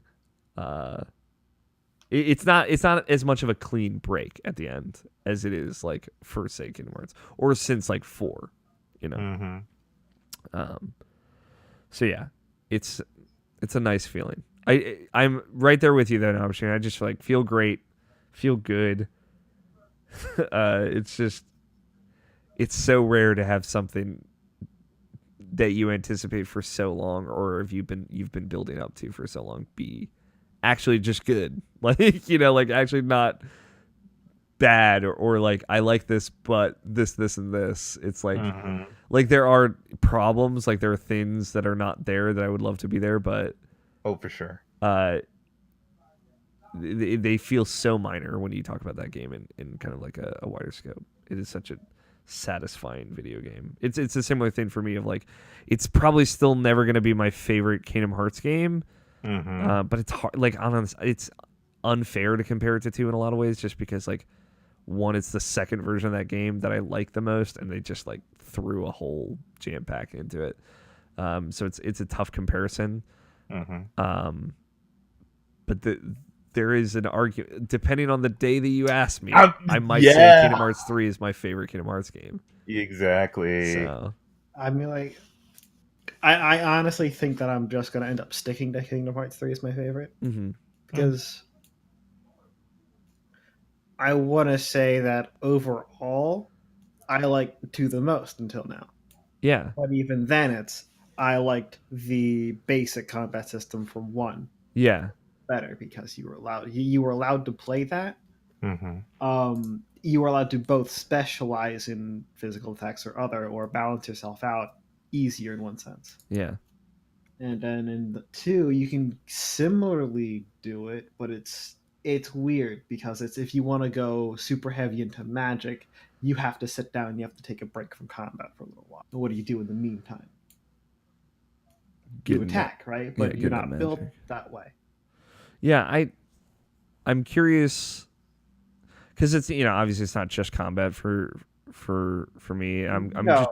There's a whole list of other things that Kingdom Hearts does. Because like if you break up Kingdom Hearts into how the game plays, there's also gummy ship sections. Yep. Which at this point matter now. Yeah. Now that Kingdom Hearts 3 is out. Now that we've got another gummy ship section, we finally have 3 separate gummy ship type things to compare to one another.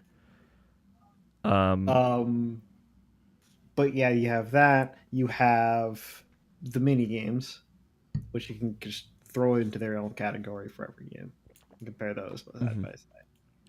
And then you have the combat. Yeah. So in terms of gameplay, you have 3 cornerstones. Yeah. And the cornerstone of light underneath Disney Castle. Sorry. You can buy it. I really want to pick your brain once you're done, Scott, and just kind of get your feelings overall. We'll be doing a bit of that. Yeah. So let's move on. Yeah. Kingdom Hearts is great. I love Kingdom Hearts. Played more Resident Evil 2. We kind of already talked about that. Obviously, I think the better place to hear me talk about it is Raccoon City Radio. I have misgivings about Mr. X overall. An effective mechanic, but one that I don't think that I like.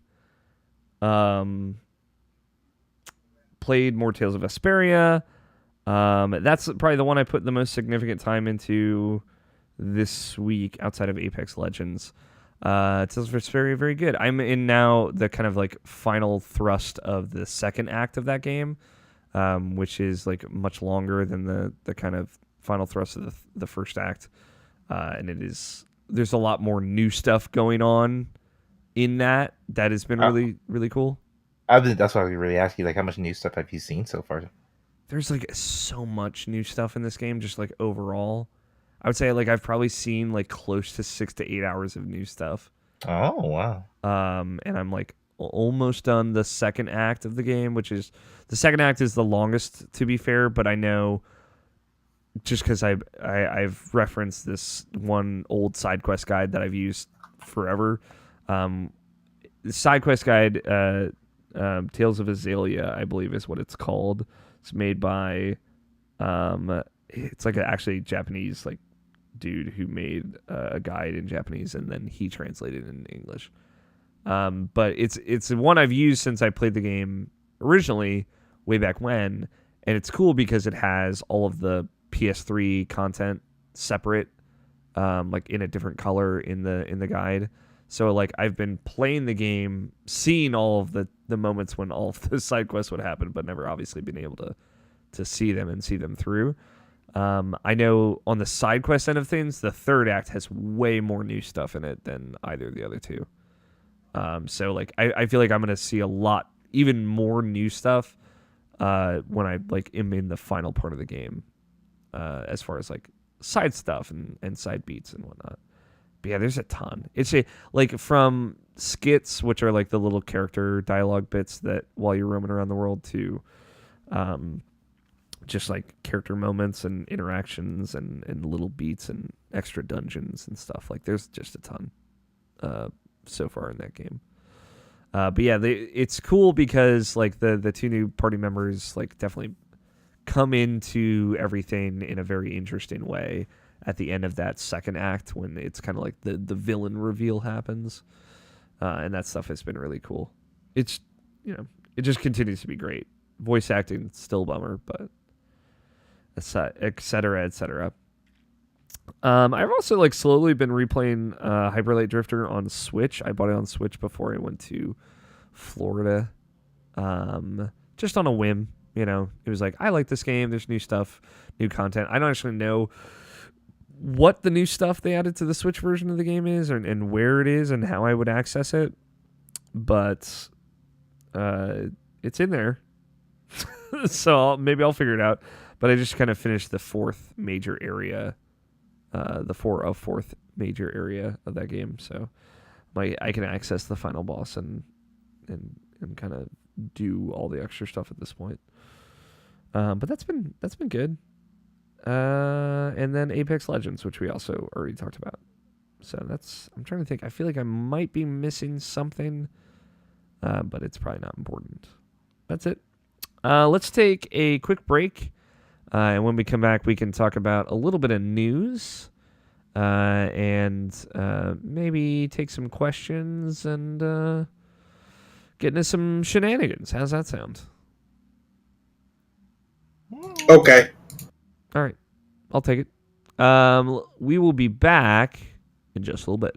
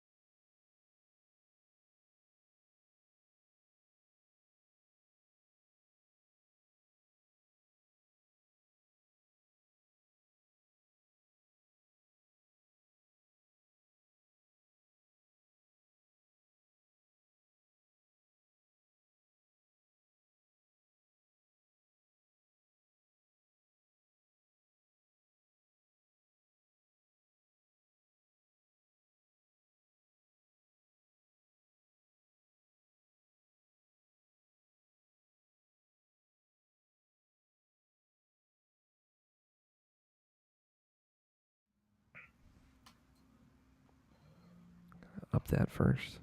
Listen to this Justin Timberlake song real quick.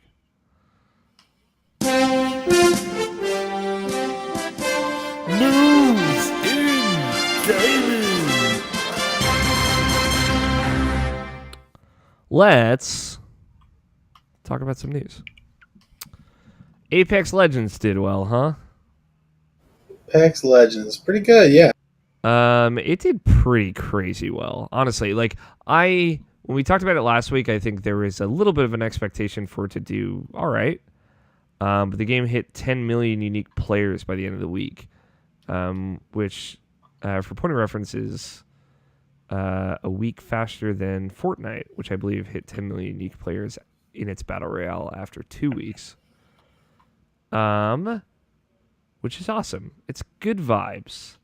The quote from Respawn founder Vince Zampella was, "This has been truly incredible journey. We tested and tweaked. We argued and agreed.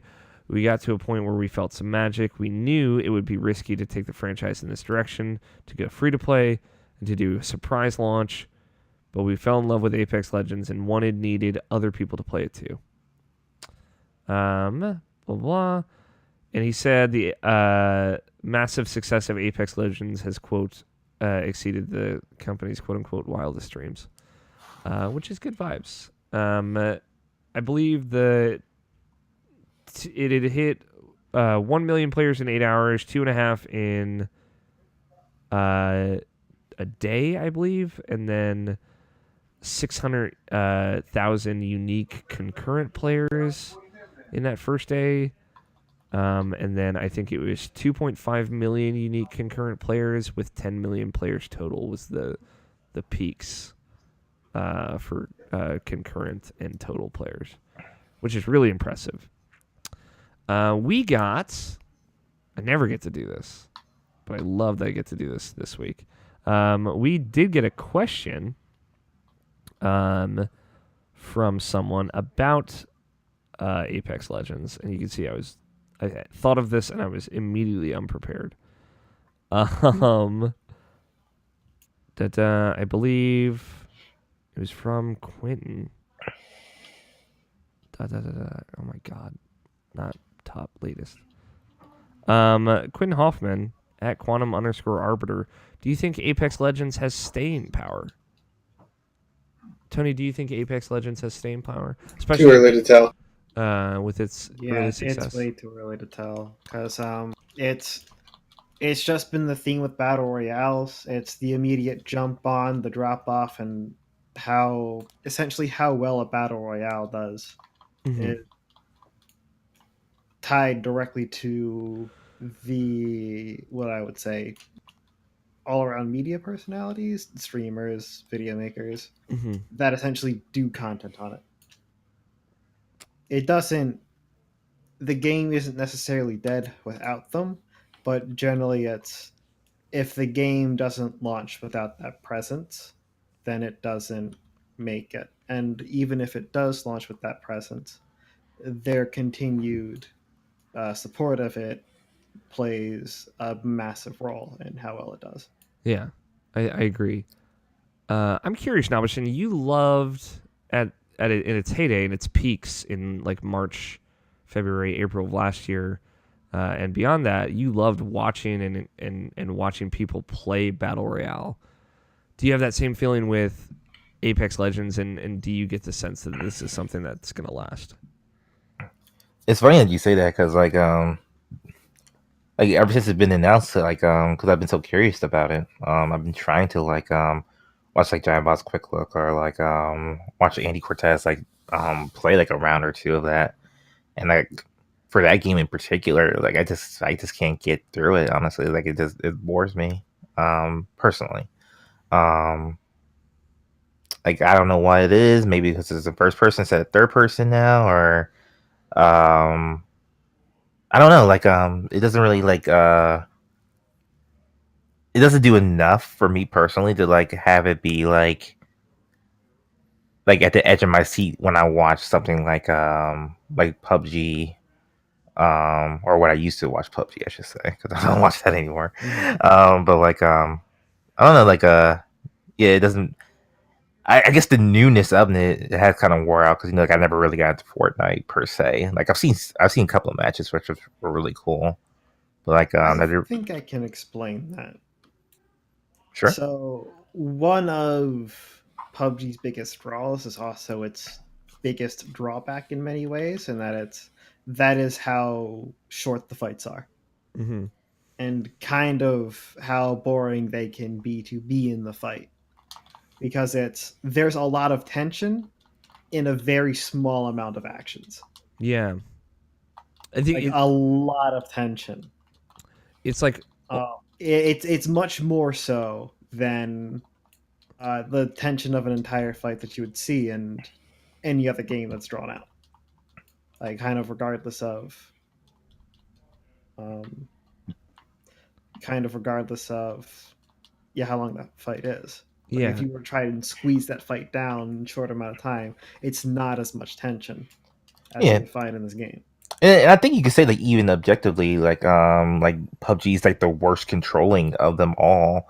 But like because of that, though, that's what makes it unique and more, I guess, realistic per se, or at least when it came out. And what makes that one so different from everything else? Um, when you get like Fortnite and like and Blackout and like Apex Legends is like it's more streamlined. Everyone loves the controls and how those games are played. Um, and I don't know, like I guess the tension of like what PUBG brought is just in any other games. And yeah, I don't know. That's just a me, particularly as a me thing, but like that's just how I feel about it. yeah. I think like you have an interesting perspective though. Again, going back to like you really enjoying watching Battle Royale. Did you ever get into watching Blackout? I did for a while. Maximilian Dude, like I usually follow like when he was really into it when it came out, like because that was his first battle royale, so he was really into it. I watched a couple of his streams and like I liked that for a good little bit, but like eventually I just like fell off of that as well. So, Cool. but like yeah, but like that did have those PUBG moments, honestly, of like being the last one there and like trying to stand out, stuff like that. Yeah, I get you. I don't know. I think Scott, Tony, you both are right. It's definitely too early to tell. I can say out the gate, it feels like Respawn and EA have done everything right with this. I think people have rightfully kind of brought up Anthem coming out in like a little over a week now, and which it's a different thing. I don't know how much crossover there is. It's just like it is. They're both multiplayer games, and I feel like to some extent multiplayer shooters are all kind of vying for one another, whether one be co-op or competitive. But also even more so, Battlefield's Battle Royale, Battlefield 5's Battle Royale mode is going to be launching in March, and this is like free to play, modern, interesting. Like I don't know what DICE could put into Battlefield 5's Battle Royale mode that would make it any more or less interesting. Well, plenty that can make it less interesting, but any more interesting than what Apex Legends is doing. So, but at the same time, EA is also publishing that. EA is also going to be backing that to some extent. Like it's weird. It's a weird thing. I think they did everything right. Absolutely everything they could have done right out the gate with this, which is really impressive, and that's why it's done so well. Whether that holds up, whether in 3 months we're even still talking about it, it's really difficult to know. But I'd like to think, because Respawn is such a great developer, and because the hooks in Apex are so unique and so interesting right now, that we will be. But I mean, Uh, maybe. You gotta also remember, at the very least, Tony and I have been into Battle Royale since H1Z1. mm-hmm. So, and I am not large on Battle Royales themselves. Yeah, I like the way Apex feels. I like the way PUBG felt. mm-hmm. And that was essentially my relation to the game. I think I would have played those games if they weren't Battle Royale. Okay, that's If good. that makes That's sense. a fair point. Yeah, it does make sense. So it's in the same vein, it's I didn't like Fortnite, but at the same time, it's I didn't like Fortnite Battle Royale. It's not that I didn't like Fortnite Battle Royale. I don't. It's I wouldn't like any iteration that she would implement that game in. Yeah, you just the game itself did not click with you. Right. Yeah. We'll wait and see. I'm really, really curious to see what Apex looks like in 6 months, let alone a year. So, Nabachin, were you gonna? 2 questions to pick your brain. Sure. One is what do you think is like the weirdest thing about Apex Legends? Apex Legends, like the fact it's coming out so close to Anthem, the fact that it came out the way it did when Anthem put out the chart that it did, the fact that Battlefield 5 still has to put out their battle royale, or the fact that like Respawn is almost going out of their way to be like, hey, this is not EA has nothing to do with this, and this is just our game. Like, there's so many. Well, I mean, it's double take a look at the last like 3 games that EA has released and how they've handled the press. It's essentially the entire reason we had a small segment about it on a Game of the Year. Yeah, and that was basically all EA. They did that poorly with it. We the Easy Allies had a great conversation about Apex Legends on their podcast this week. Kyle Bossman's 7 genius things about Apex Legends that turned out to be 6. But yeah, like one of them was like the developer of Apex Legends. I think he was the director. Just came out and said like, hey, we're launching a free-to-play battle royale game published by EA with loot boxes in it in 2019. Like, we knew exactly what the kind of reaction some people were going to have to this, which is why we held it so close to the chest and just announced it and released it all on the same day, as opposed to letting time and energy and people create a narrative around it. We made the narrative ourselves, which is very smart, and it worked very well for them. The weirdest thing for me personally is that Battlefield 5's Battle Royale is not out yet, and that this came out before that.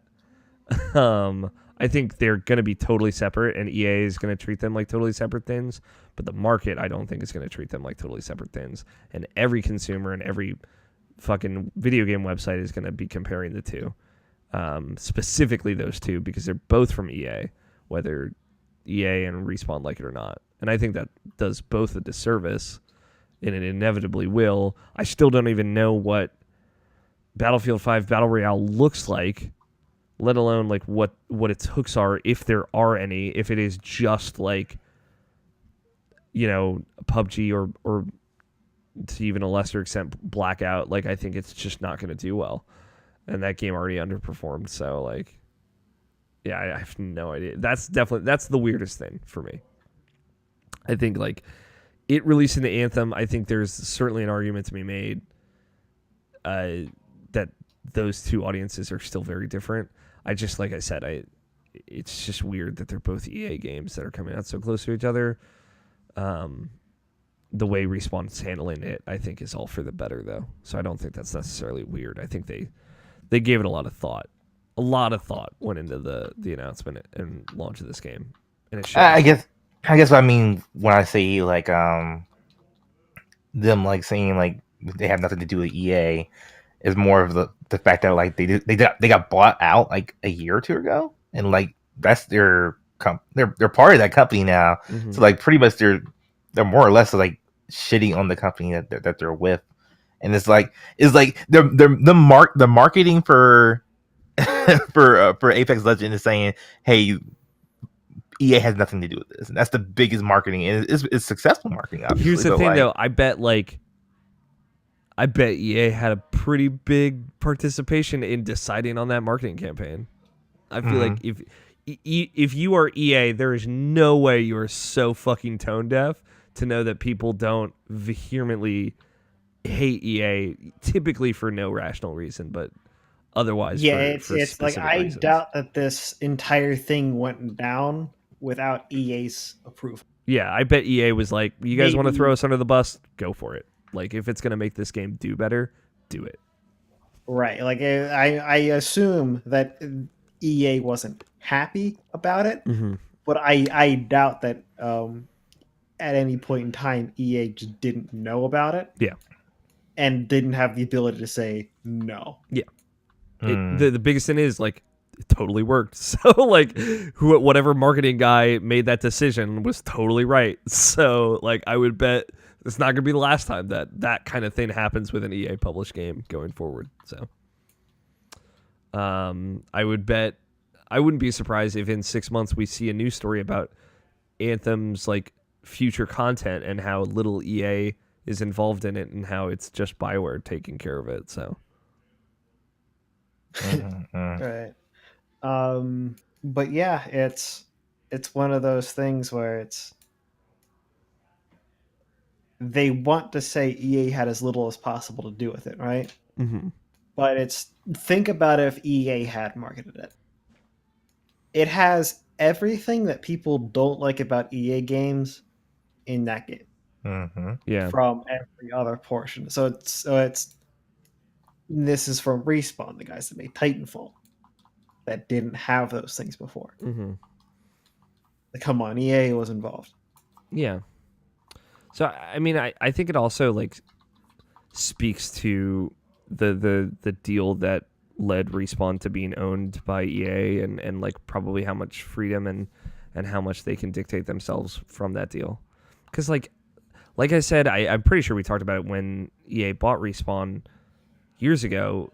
Like, they, like, worked so hard to get out from under the thumb of Activision that I doubt the situation that led them into being owned by EA was anything outside of, like, favoring Respawn. So I bet they're just sitting pretty right now.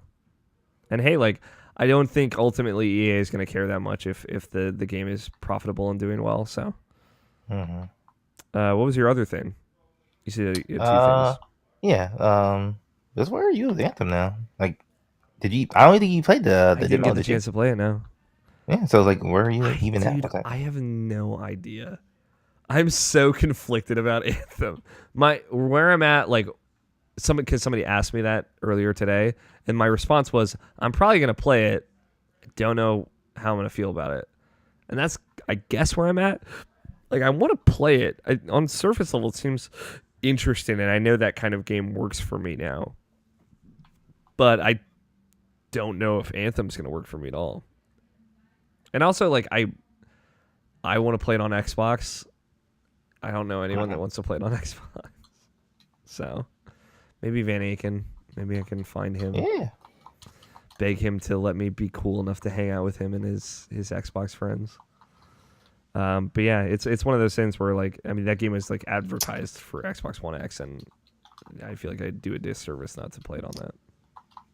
I don't know. Alex been kind of a traitor lately. He's been very much on PlayStation a lot, but I guess because all his friends are on PlayStation, so he doesn't really have a choice in the matter. It's all blessing. I know it's him. He just talks shit enough until Alex is like, "Okay, I'll play on PlayStation." Yeah, maybe I'll lead him back to the dark side that is Xbox with Anthem. Yeah, man, like, Apex Legends has been such a absolutely fascinating story that unfolds, because it's so rare that, like, somebody, like, prepares and sets up all the pieces to, like, to be successful in video game marketing, and it works. Like, it's so rare that it works, but it did, and it works. It didn't just work; it worked incredibly well. Like, that game has had, like, one of the best first weeks of a free to play video game could ever hope to have ever.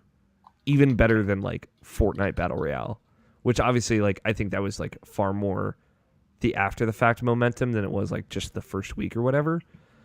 But it's been really, really crazy to see. So it's a good game, and Respawn is a phenomenal developer, so I'm happy for them. But speaking of Respawn, EA had a financial report this week. Which, you know, a lot of financial reports have been coming out over the last couple of weeks. And they talked about their third quarter. I mentioned kind of in passing earlier that how Battlefield 5 underperformed.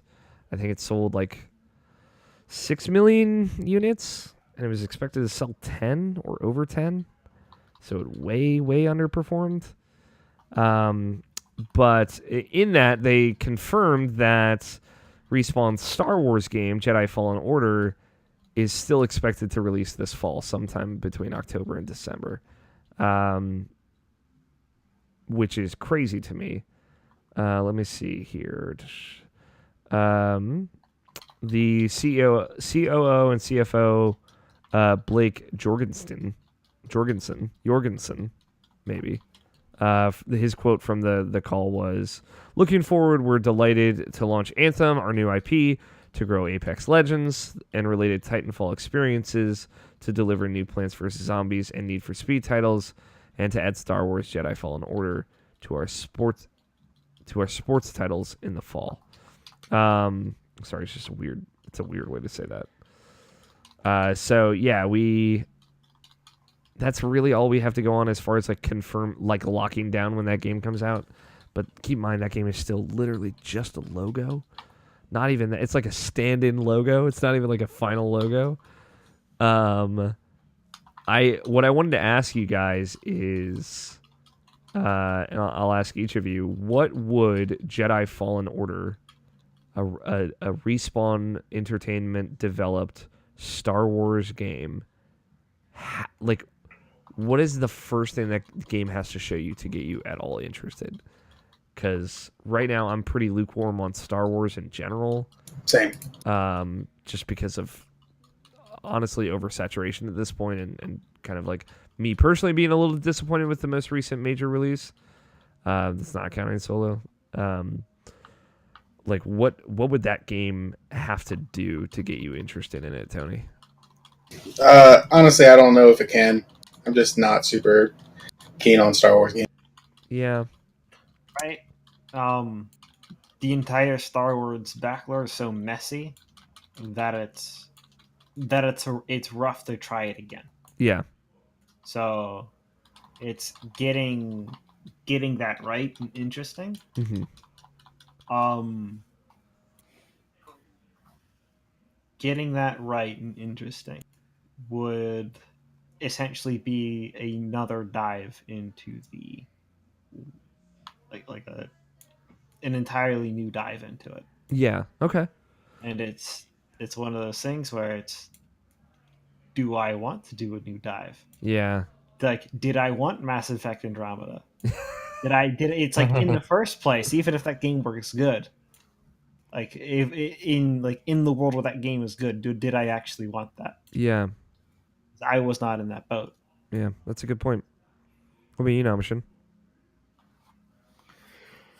No, Nothing. Nope. it's just not my thing. Yeah. Personally, I'm just a very casual fan of Star Wars. Not really like deep diving like most people are, and like it is something where it's like the oversaturation for it,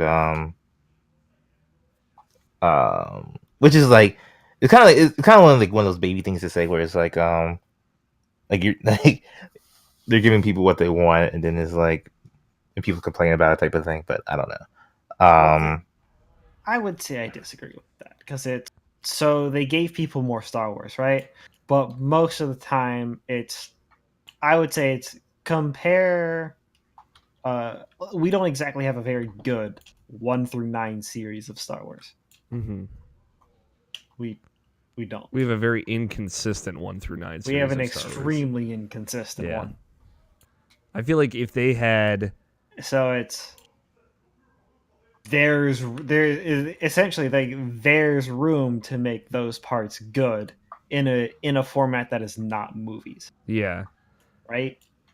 If they had, so like the thing is, it's super hard to do that just with how Star Wars is, and like even if they went ahead and they made all of that good, there's just that much to Star Wars. Yeah. If they had not maybe jumped right into we're doing 7, 8, 9. Maybe that would have been a better call. Right. Or maybe they didn't have movies every year with Solo and Rogue One. Yeah. I mean, it's like I like Rogue One. Didn't even care to see Solo, right? Like, but I was excited about Rogue One, right? Mm-hmm. Man, now I'm like just not excited about Star Wars. Part of that maybe is that EA keeps canceling all their Star Wars games. So I think for me, if there is a thing to get me excited about Star Wars, like a Star Wars Fallen Jedi, I would want I see that game and it looks unlike anything I've ever seen before.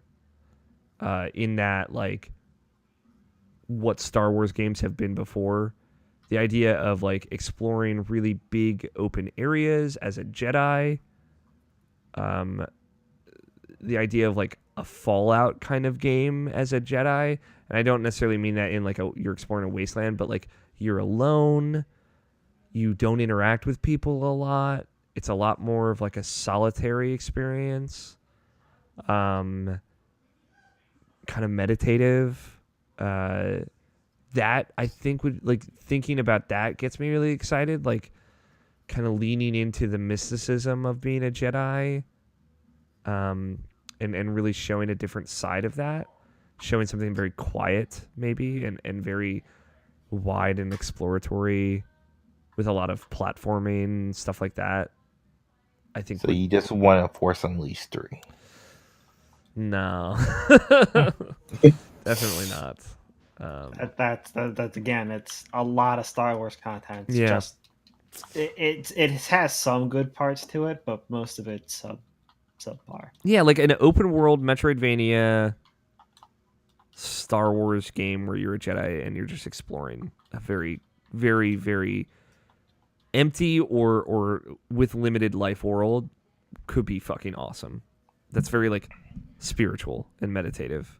Could be fucking awesome. But I don't think that's the game that they're making. I bet they're making like more of a third person action game where you swing a saber around a whole lot, which might be good. I don't know. I don't want to be totally down on it. It's just like crazy that is a Star Wars game from Respawn supposedly coming out this year that don't even have a real logo for. I mean, whatever. We got Metroid Prime 4, so. Yeah, it's true. Wait. We'll have to wait on that one. But like just to like to get to a little bit more to my point, I remember when like when the prequel trilogy came out, and like they were like so many years apart, and like even though like people like generally just weren't really liking of those movies, like just even the fact that they were like making something new, and like you had to wait like a good 2 or 3 years before the next part comes out, where like people are excited still. So I don't know. Yeah, I think that you could totally tap into that excitement. You just need the right trailer. Also, Joseph Fate at ACSI291 tweeted at me during this podcast saying, if I have to choose between two fast-paced battle royale games, I'm going with Apex over Black Ops every time. Yeah, I think that's... we were having a conversation about this a while ago when the game first came out, because some of our friends were talking about its presence on Twitch and basically it deleting Fortnite, you know. Mm-hmm. And I was saying that, well, like from the front top runner on Twitch. Mm-hmm. Oh, okay. Like it wasn't that bad. Yeah, but like but it was a lot. It was like 300,000 concurrent viewers of that game. Yeah, and then Fortnite was down to like 40K. Yeah. Which is pretty big for Fortnite to be down that low. Yeah. But though, I mean, that was on the first day, and it was because a lot of sponsored people were playing the game, and all the big streamers were playing it. Yeah. So it's not anything unexpected. But anyway, we were talking about how it will have an impact on other games in the in that space. And I was saying that I don't know how much it directly competes with Fortnite, because the audience, I think, is completely different between the two games. Mm-hmm. At least, you know, because Fortnite is really targeted towards a younger crowd. Yeah. That's, you know, all of their emotes, like the style of the game, the art style, all that stuff is more tailored towards a younger crowd, even than Apex, which is even still kind of more middle ground towards Black Ops. But I think that Black Ops really has to start to worry because this game occupies pretty much the exact same space as Black Ops does. Yeah. So it'll be interesting to see what happens there. You know, it's kind of like Fortnite destroying PUBG. What will happen with Apex as far as Black Ops is concerned. Yeah, it's a really good point. This is where I relatively disagreed, and it's not because I explicitly said so, but this helps my point. Uh-huh. It's Fortnite, a game that targeted a completely different audience, almost. Curb stomp PUBG. Mm-hmm. Well, I think that the like space for those games was a lot less crowded when Fortnite and PUBG were a thing. It was kind of like the first big competitor to PUBG was Fortnite. Now there's a fucking battle royale mode in Black Desert Online that I forgot to talk about. Really? That's awesome. Yeah, that's what I've been playing today. It's actually pretty good. Okay. I think that it's got some issues, but it's pretty fun. That's crazy. Yeah. No, I bounced off of it almost immediately. I played a couple of rounds just to see how the rewards would pan out. Yeah. Because, What's the context for the circle? So, what do you mean? That's the context? it. Yeah. What? Give me the context. Like what justifies a circle? Yeah. Why is there a circle getting smaller? So, like, I think that What a great there isn't really. What? Actually, hold on. There is a story behind it. I can read it to you. Oh Let me. my God, please. If I can get in there right now, then I will. I don't Definitely really read it. think there's a context for the Apex circle. I think it's just like They call it the ring. The ring. And I don't know why it's closing. I also don't know why they're fighting. Okay, so yeah, there is like a lore tidbit here. Hold on. all right. All right, so I'm going to read this to you verbatim from the. If you enter Shadow Arena, you can click a button that'll tell you like what is. And this says, "The darkness fell upon the world with a great explosion. It started to spread from Kron Castle and began to encroach upon all living creatures. Engulfed by the darkness, the creatures began attacking everything in sight, including the Black Spirits. The Black Spirits then gained immense power, but it came at the cost of becoming enslaved by the darkness. These dark spirits began to kill the living creatures. The Black Spirits that were separated from their human forms due to the shock were far too weak. They needed to run away from the darkness, but there wasn't much they could do. At that moment, these Black Spirits spotted others like themselves. This led them to think that they could escape from this area if only they could absorb the powers of the other Black Spirits. Their only hope is to possess the bodies trapped within sealing stones and then fight their way to survival. You are a Black Spirit." So. Okay. I'm so proud long of them. story Good for short, them. Yeah. dark explosions is the reason for the ring. Got it. Y'all know I'm in for Or dark is explosions. dark. Yeah, dude. More edge is better. Yeah. But overall, I think I'm with you, Tony, in that like, especially like feel wise, I think Apex is certainly closest to Blackout. But yeah, I don't know. I don't know if the world is wide enough for both of them. We'll find. Well, again, there's a lot of wait and see with Apex. It is so new. It's so fresh. Yeah, I think that's kind of where it is right now. This is where my argument kind of came in. Sure. And like my argument was, this is going to ultimately be decided by who streams the game. Mm-hmm. It's Because that certainly is going to the play a big part. It's the media presence, like not essentially the not advertisements, but it's everybody who essentially makes content on the game is the driving sales force of these games. Yeah. Speaking of last week, we talked about shrewd moves, Tony. I'm a big fan of shrewd moves. Okay. Another one of Kyle Bossman's 6 genius sins about Apex Legends is that they had a bunch of big streamers come play the game before it released. Yeah. And give them kind of feedback on it. But 2, they had people partner with them so that way when the game came out, they would stream it and it would indicate on Twitch that they were an Apex partner. So like people would know like, hey, okay, this person is streaming it because they are a partner with this game and with the launch.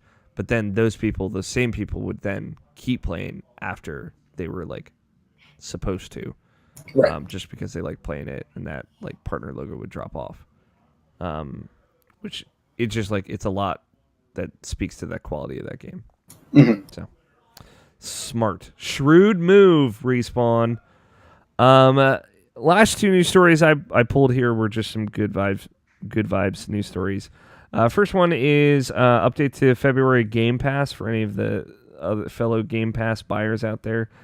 Some good stuff in there. I actually talked to a friend of the show, Roger Picorni, today. He just got Game Pass, and he was telling me some of the games that made me look up some of the stuff that's coming to Game Pass this month.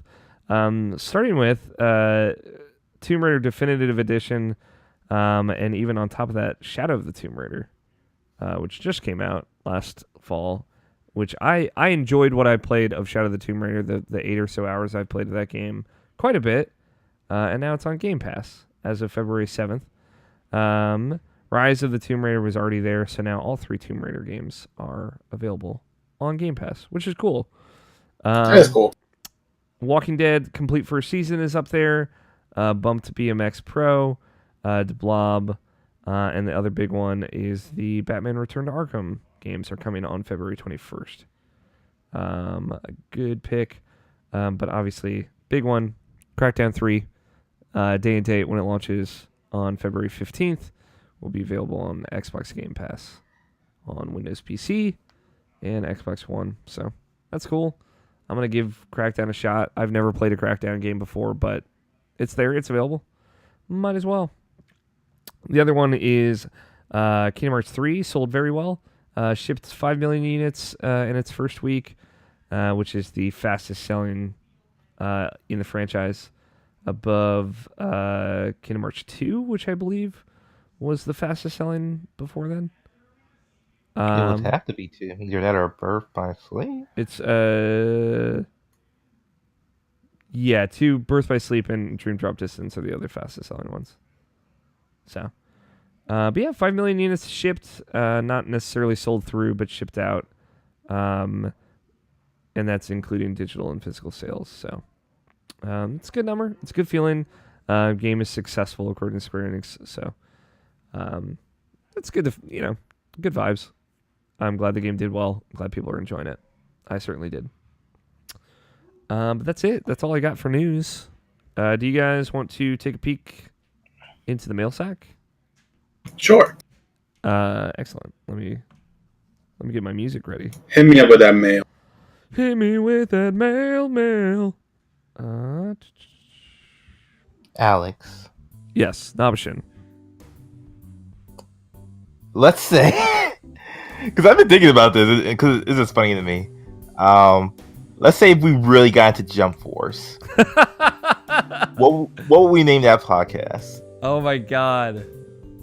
We're just gonna have a segment on the show now where we just name a limited run podcast based on the current releases. No, we'll pull an OK Beast or an Andrew Taylor, just make our own separate podcast. So what would we call that podcast? You'd call it Hop Fights, of course. Hop Fights is good.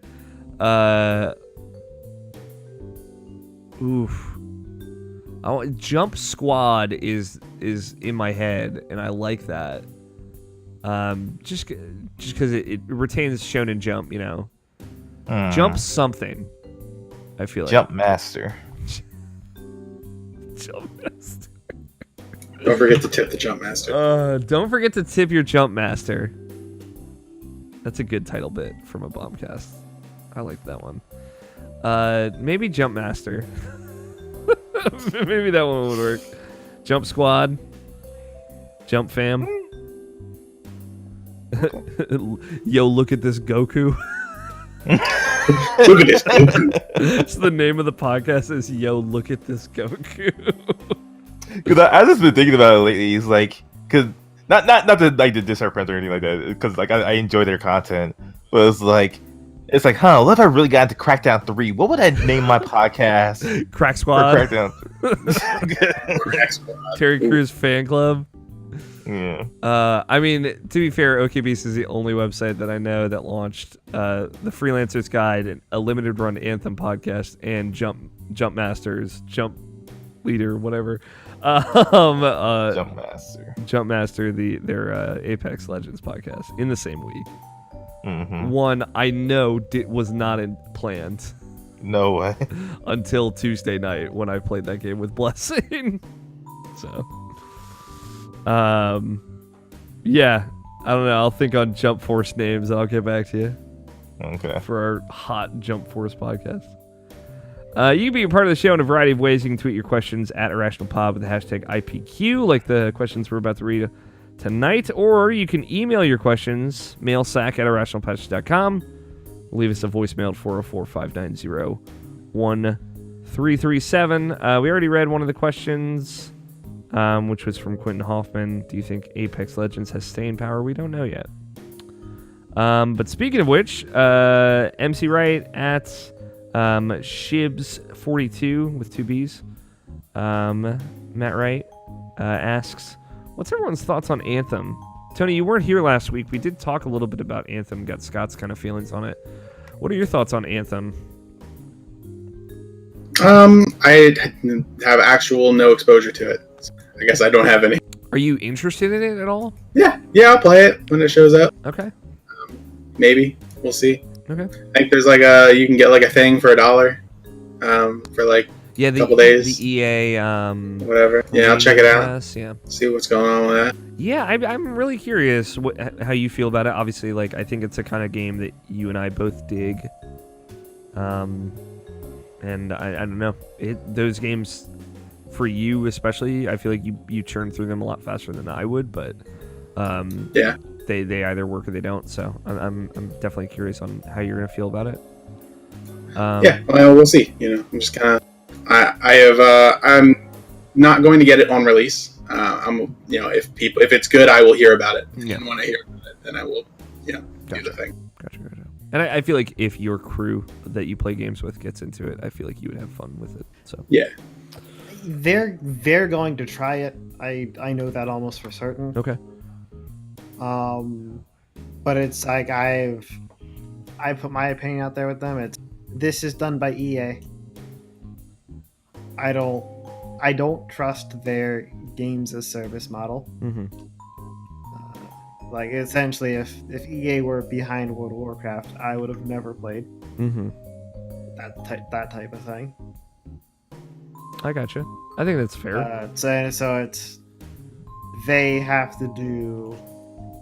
It's the only time I'm really going to consider it is if essentially every negative thing I've heard about it, which isn't too much, from the betas is fixed, or if they have sizable content being released 6 months later. Okay. Nabashin, have your feelings on Anthem changed since last week? No, they're exactly the same. Excellent. I don't even remember what my feelings were. I believe I asked you, where we talked about, the BioWare aspect of Anthem, if that had at all gotten you even a little bit interested, and the answer was no. So... Okay. That was where you were at last week. Yeah, I kind of mentioned it earlier. I'm very conflicted. I'm bummed that I didn't get the chance to play it. Ultimately, I'm in that weird position where it's not necessarily a financial stretch to be able to grab Anthem and give it a shot. It's not a big deal if I buy it and don't end up digging it.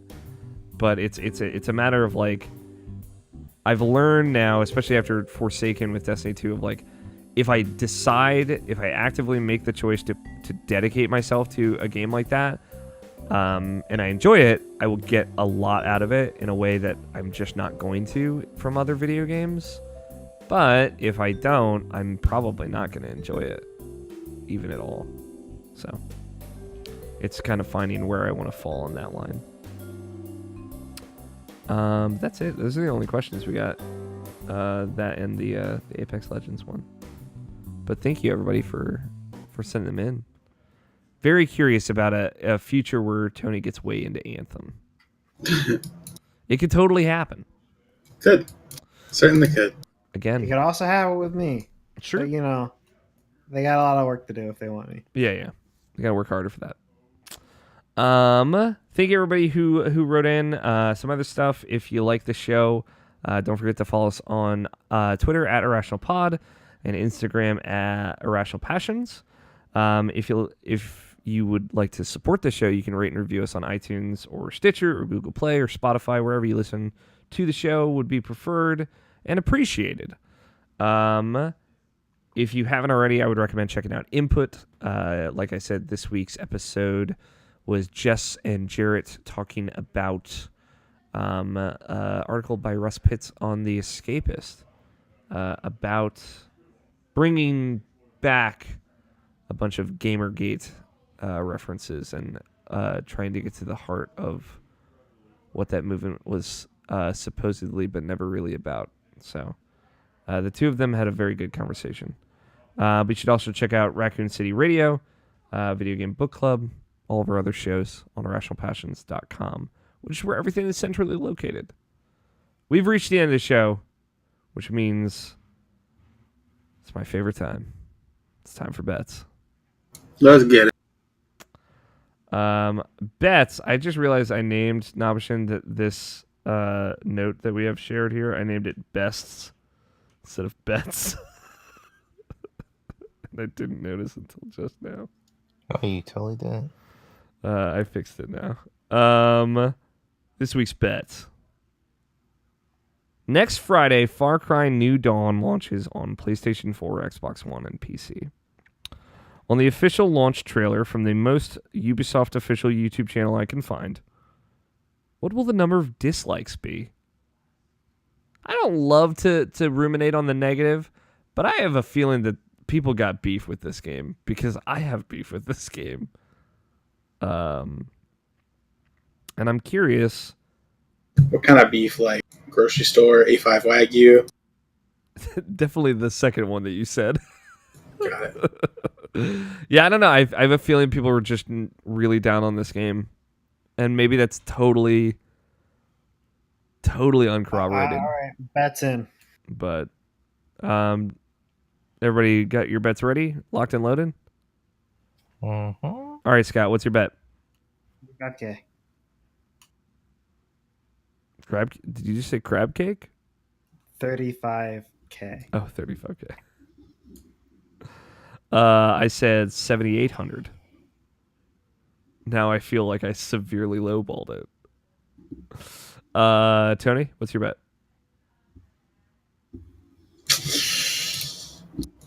I'm going with 2,000. And Nabashin, you said 500 here. Yep, because I don't think anyone cares. That's totally fair. Yeah, because it's either they care enough to dislike the video or they don't. Yeah, it's really it's either one extreme or the other. You guys are both probably right. Fuck. Last week's bet. I'm very excited to find the results for this one. I am going to search YouTube in a private window, of course. For God Eater 3 lore. In the top 5 results, how long will the longest of those videos be? I'm so excited for this. I've been looking forward to this all week. Just tell you how sad my week was. I bet 54 minutes and 27 seconds. Scott bet 60 minutes. Nabashin bet 32 minutes and 38 seconds. Tony bet 36 minutes and 45 seconds. And our guest Andrew bet 23 minutes. God Eater 3 lore. I have no idea what the lore of God Eater is like. Okay, top 5 results. Oh, man. The longest video, which is God Eater All Openings, which has 50... All of them. All openings between 2010 and 2019. So really the length of this podcast. I had the highest bet, didn't I? Yeah, you did. It has 50... Did it just way overshoot me? No, it's the opposite. It's the opposite? This video has 53,000 likes, and it is 14 minutes and 25 seconds long. Oh, okay. So here are the top 5 results just for your guys' reference. And they're 1, 2, 3 are from Bandai Namco themselves. God Eater 3 PS4/PC story trailer, which is only 3 minutes and 26 seconds. So really, God Eater 3 PS4/PSC opening movie trailer. God Eater 3 features trailer, which is 1 minute and 40 seconds. God Eater 3, should you play it? God Eater 3 gameplay. That's the title. Should you play it? And then God Eater 3 all openings and God Eater Resurrection story prologue. But yeah, man, I'm trying to see. None of those are lore videos. Okay, here we go. This is not in the top 5 results, so it doesn't count. But God Eater Resurrection full cutscene movie 1080p, 4 hours 42 minutes. That's what I was looking for. But yeah, so that means Andrew got it with 23 minutes. No, we got gypped. We got gypped. None of the top 5 videos. What do you search for lore videos? Our lore videos. Yeah. What a fucking sheet. Fuck you, YouTube, and your bullshit algorithm. We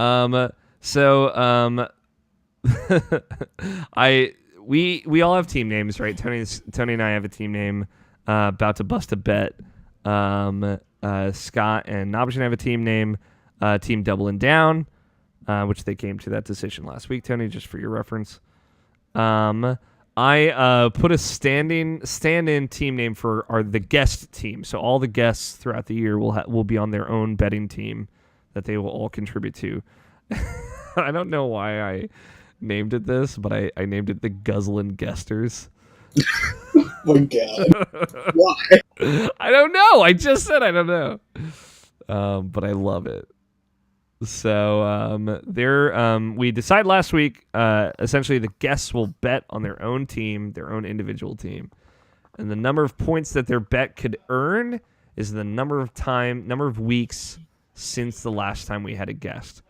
We were in week 3. We had not had a guest on that season yet, so Andrew's bet was worth 3 points. He got 3 points for the Guzzlin' Guesters, which puts them in the lead. We're being shown up by ghosts right now. But team about to bust a bet, still rocking in 1 point. Team Doubling Down, still rocking 1 point. Hell yeah. So we'll catch up. We'll just never have guests on again. I've decided. Thank you everybody for listening. I appreciate it as always. Thank you, Danny Wiesner, for opening music of 2-Player Co-op, and our closing music of The World Is Saved. Thank you, Tony. Thank you, Scott. Thank you, Nobshin, for joining me as always. Every end of my week is always a pleasure because you boys are in it. Aw.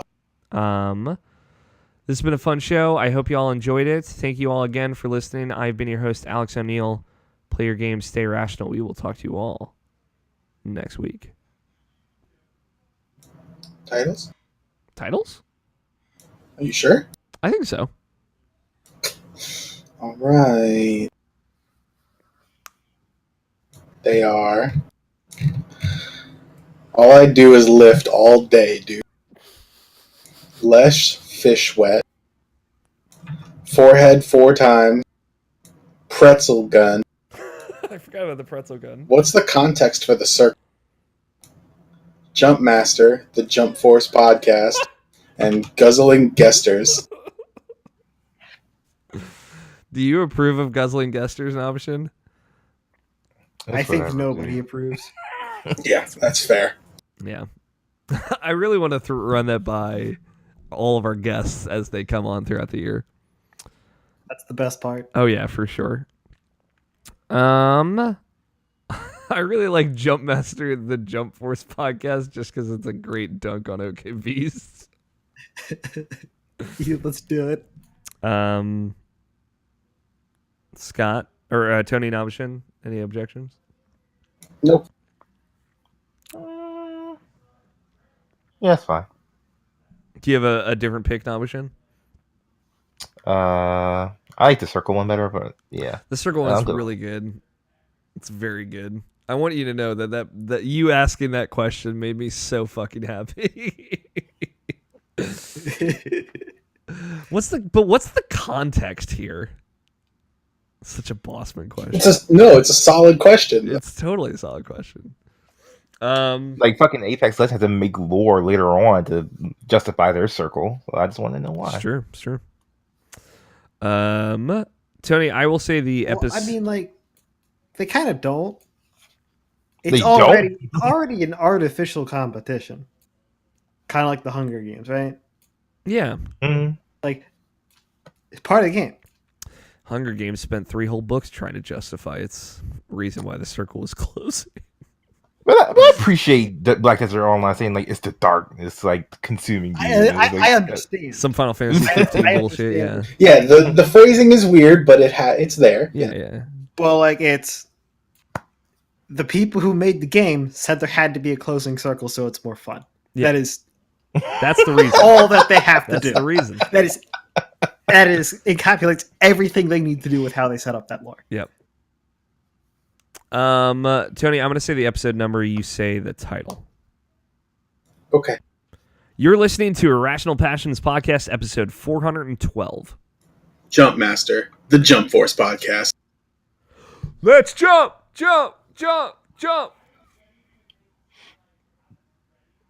That's my little call out at the end. All right, I was gonna say get dunked on, but okay. Tony, we're going to talk about Kingdom Hearts now, so you can leave. Bye. Bye. Yeah. Love you. Audio listeners, we're going to talk about Kingdom Hearts now. Specifically by Journey. Specifically Scott's journey. Where are you at in Kingdom Hearts 3, Scott? Just got through Twilight Town for the first time. Okay. Okay. How you feeling? So it's still early on. Yep. Still feeling really good. Cool. I enjoy swinging on branches. Hell yeah, dude. I love the forest in Twilight Town. Very good. I like the little sewer thing. I like how they kind of took all the areas from the Kingdom Hearts 2 Twilight Town and like merged it into like one big long area. I miss the sand lot, but I'll get over it. Mm-hmm. Right. I kind of miss. I thought that maybe I'd get to explore more, but it kind of reiterated the fact that I just won't when I left the thing to go into the other portions of the world.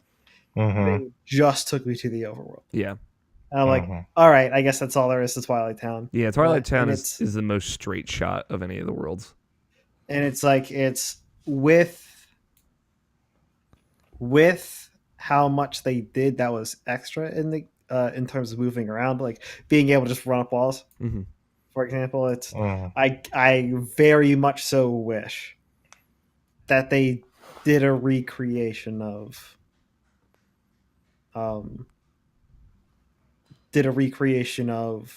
what they had in 2.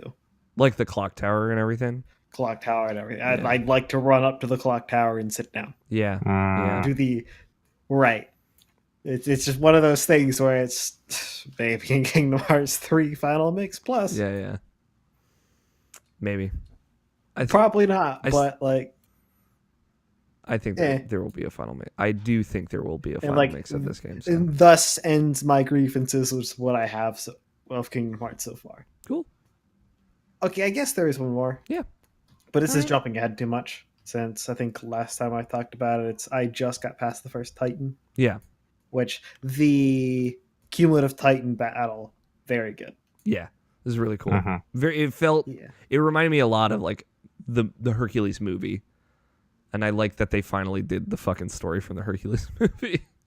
Not to mention it was a boss battle near the levels of Endgame Kingdom Hearts 2 immediately. Yeah. I feel like they hit that sense of scale very early on. I think that the next world you're going to, the toy box, has a lot of really great moments of like scale. Right, and I enjoyed the Twister of Heartless that I was fighting when I just got into Twilight Town too. Yeah, you'll fight that a lot. I think that's that thing is the final boss of 0.2. The little interlude story. which is the thing that we were talking about, like when the difficulty was busted in that. Right. It was like it did. Oh, like, that's the final boss? yeah, it did like way too much damage. That's it? Yeah, it's a little anticlimactic. There's some other cooler. That's it? That's it. It's Like, hold on. Like, does he have extra attacks? in the Later on, he does. in You haven't seen 0.2. all of it. Yeah, you haven't seen all of it yet. Okay, because it's like, it's It's not just that. It doesn't just like that. it was like my biggest complaint about that fight is that it's long because I can't just spam my attack button on it. hmm Where I attack is its head, where it's dangerous is its head. Yeah. So I was like, I have to wait for it to do an attack, and then it has to be close enough for me to get a few hits in.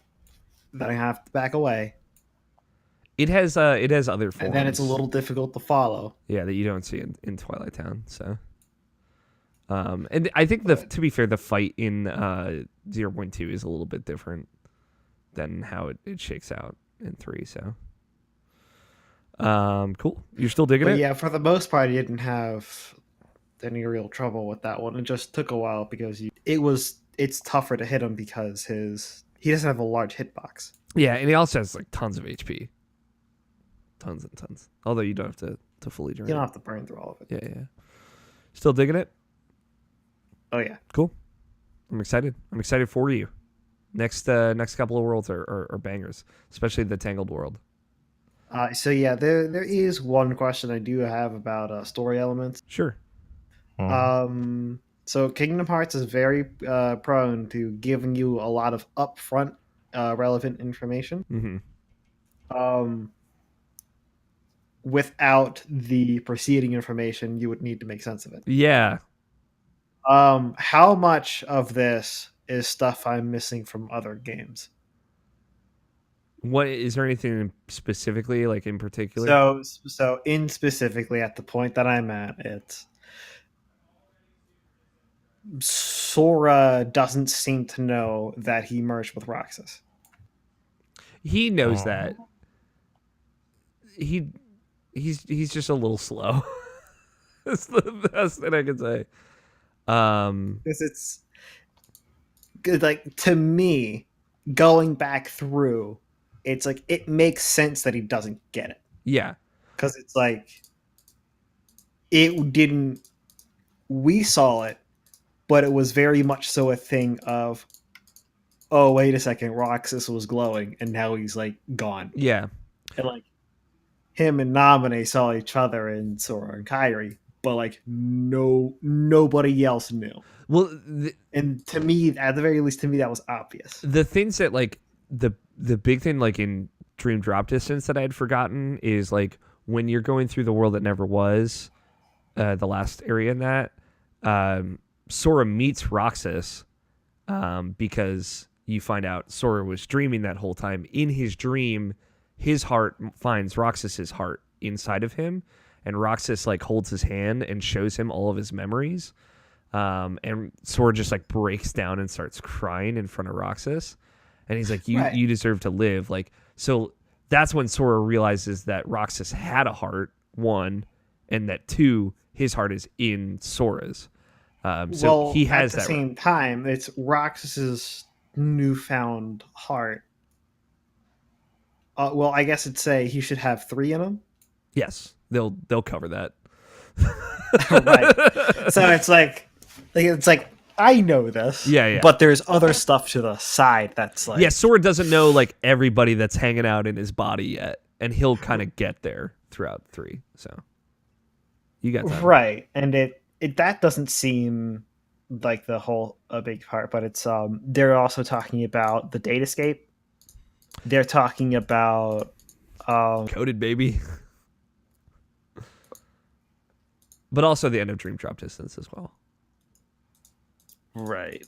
So like at the end of Dream Drop Distance, I don't know if you remember any of this because it's been a while since that game came out, but Riku goes into Sora's heart to save him from the darkness. Absolutely know that part. He fights Ventus armor covered in shadow that protects Sora. But then after he beats it and frees Sora's heart, he goes into this weird dream sequence where he's on Destiny Islands and he sees... Yeah, this is where we learn about time traveling. No, that we learned before. when young Xehanort explains it. There he meets Ansem the Wise, where he sees a version of Ansem the Wise inside Sora's heart. And then he sees Shion, Roxas, and... Namshin, you remember the third thing? Right, this is why I know that. Be Ansem the Wise. But yeah, he sees a bunch of stuff in Sora's heart. And that was actually data that Ansem the Wise put in Sora's heart when he was reconnecting all of his memories in 2. They never really explained that until 3. So that data that Riku saw is also being like decoded by the heart researchers. Yeah, Ienzo and whatnot. So they're slowly using that kind of backdoor bit of information to figure out what's going on and then tell Sora what's going on. So he's catching up. Like, and then like I haven't played a good chunk of any of the mobile games. And from what you remember, it's like it feels like I'm missing quite a bit. So the thing that you're definitely missing the most of is back cover, which you've not run into any of the big scenes where that stuff is going to come into play yet, but there are some scenes where that is a big part of it. I would honestly, back cover is the movie version of like the highlight reel of the story from Unchained Key and Union Cross. That's just a 60-minute video. If you can find that on YouTube, I would recommend just watching it. Can I is any of this done in the memories? No. I mean, yes, like they talk about like all the 6 memory things, they do talk about that stuff. I would still watch back cover in addition to watching all those. Okay. And then anything else on top of that? Because a good chunk of it was Aqua went into the Dark World to save Terra, then Terra came out as whatever. Missed the portion. I missed the explicit portion where that happened.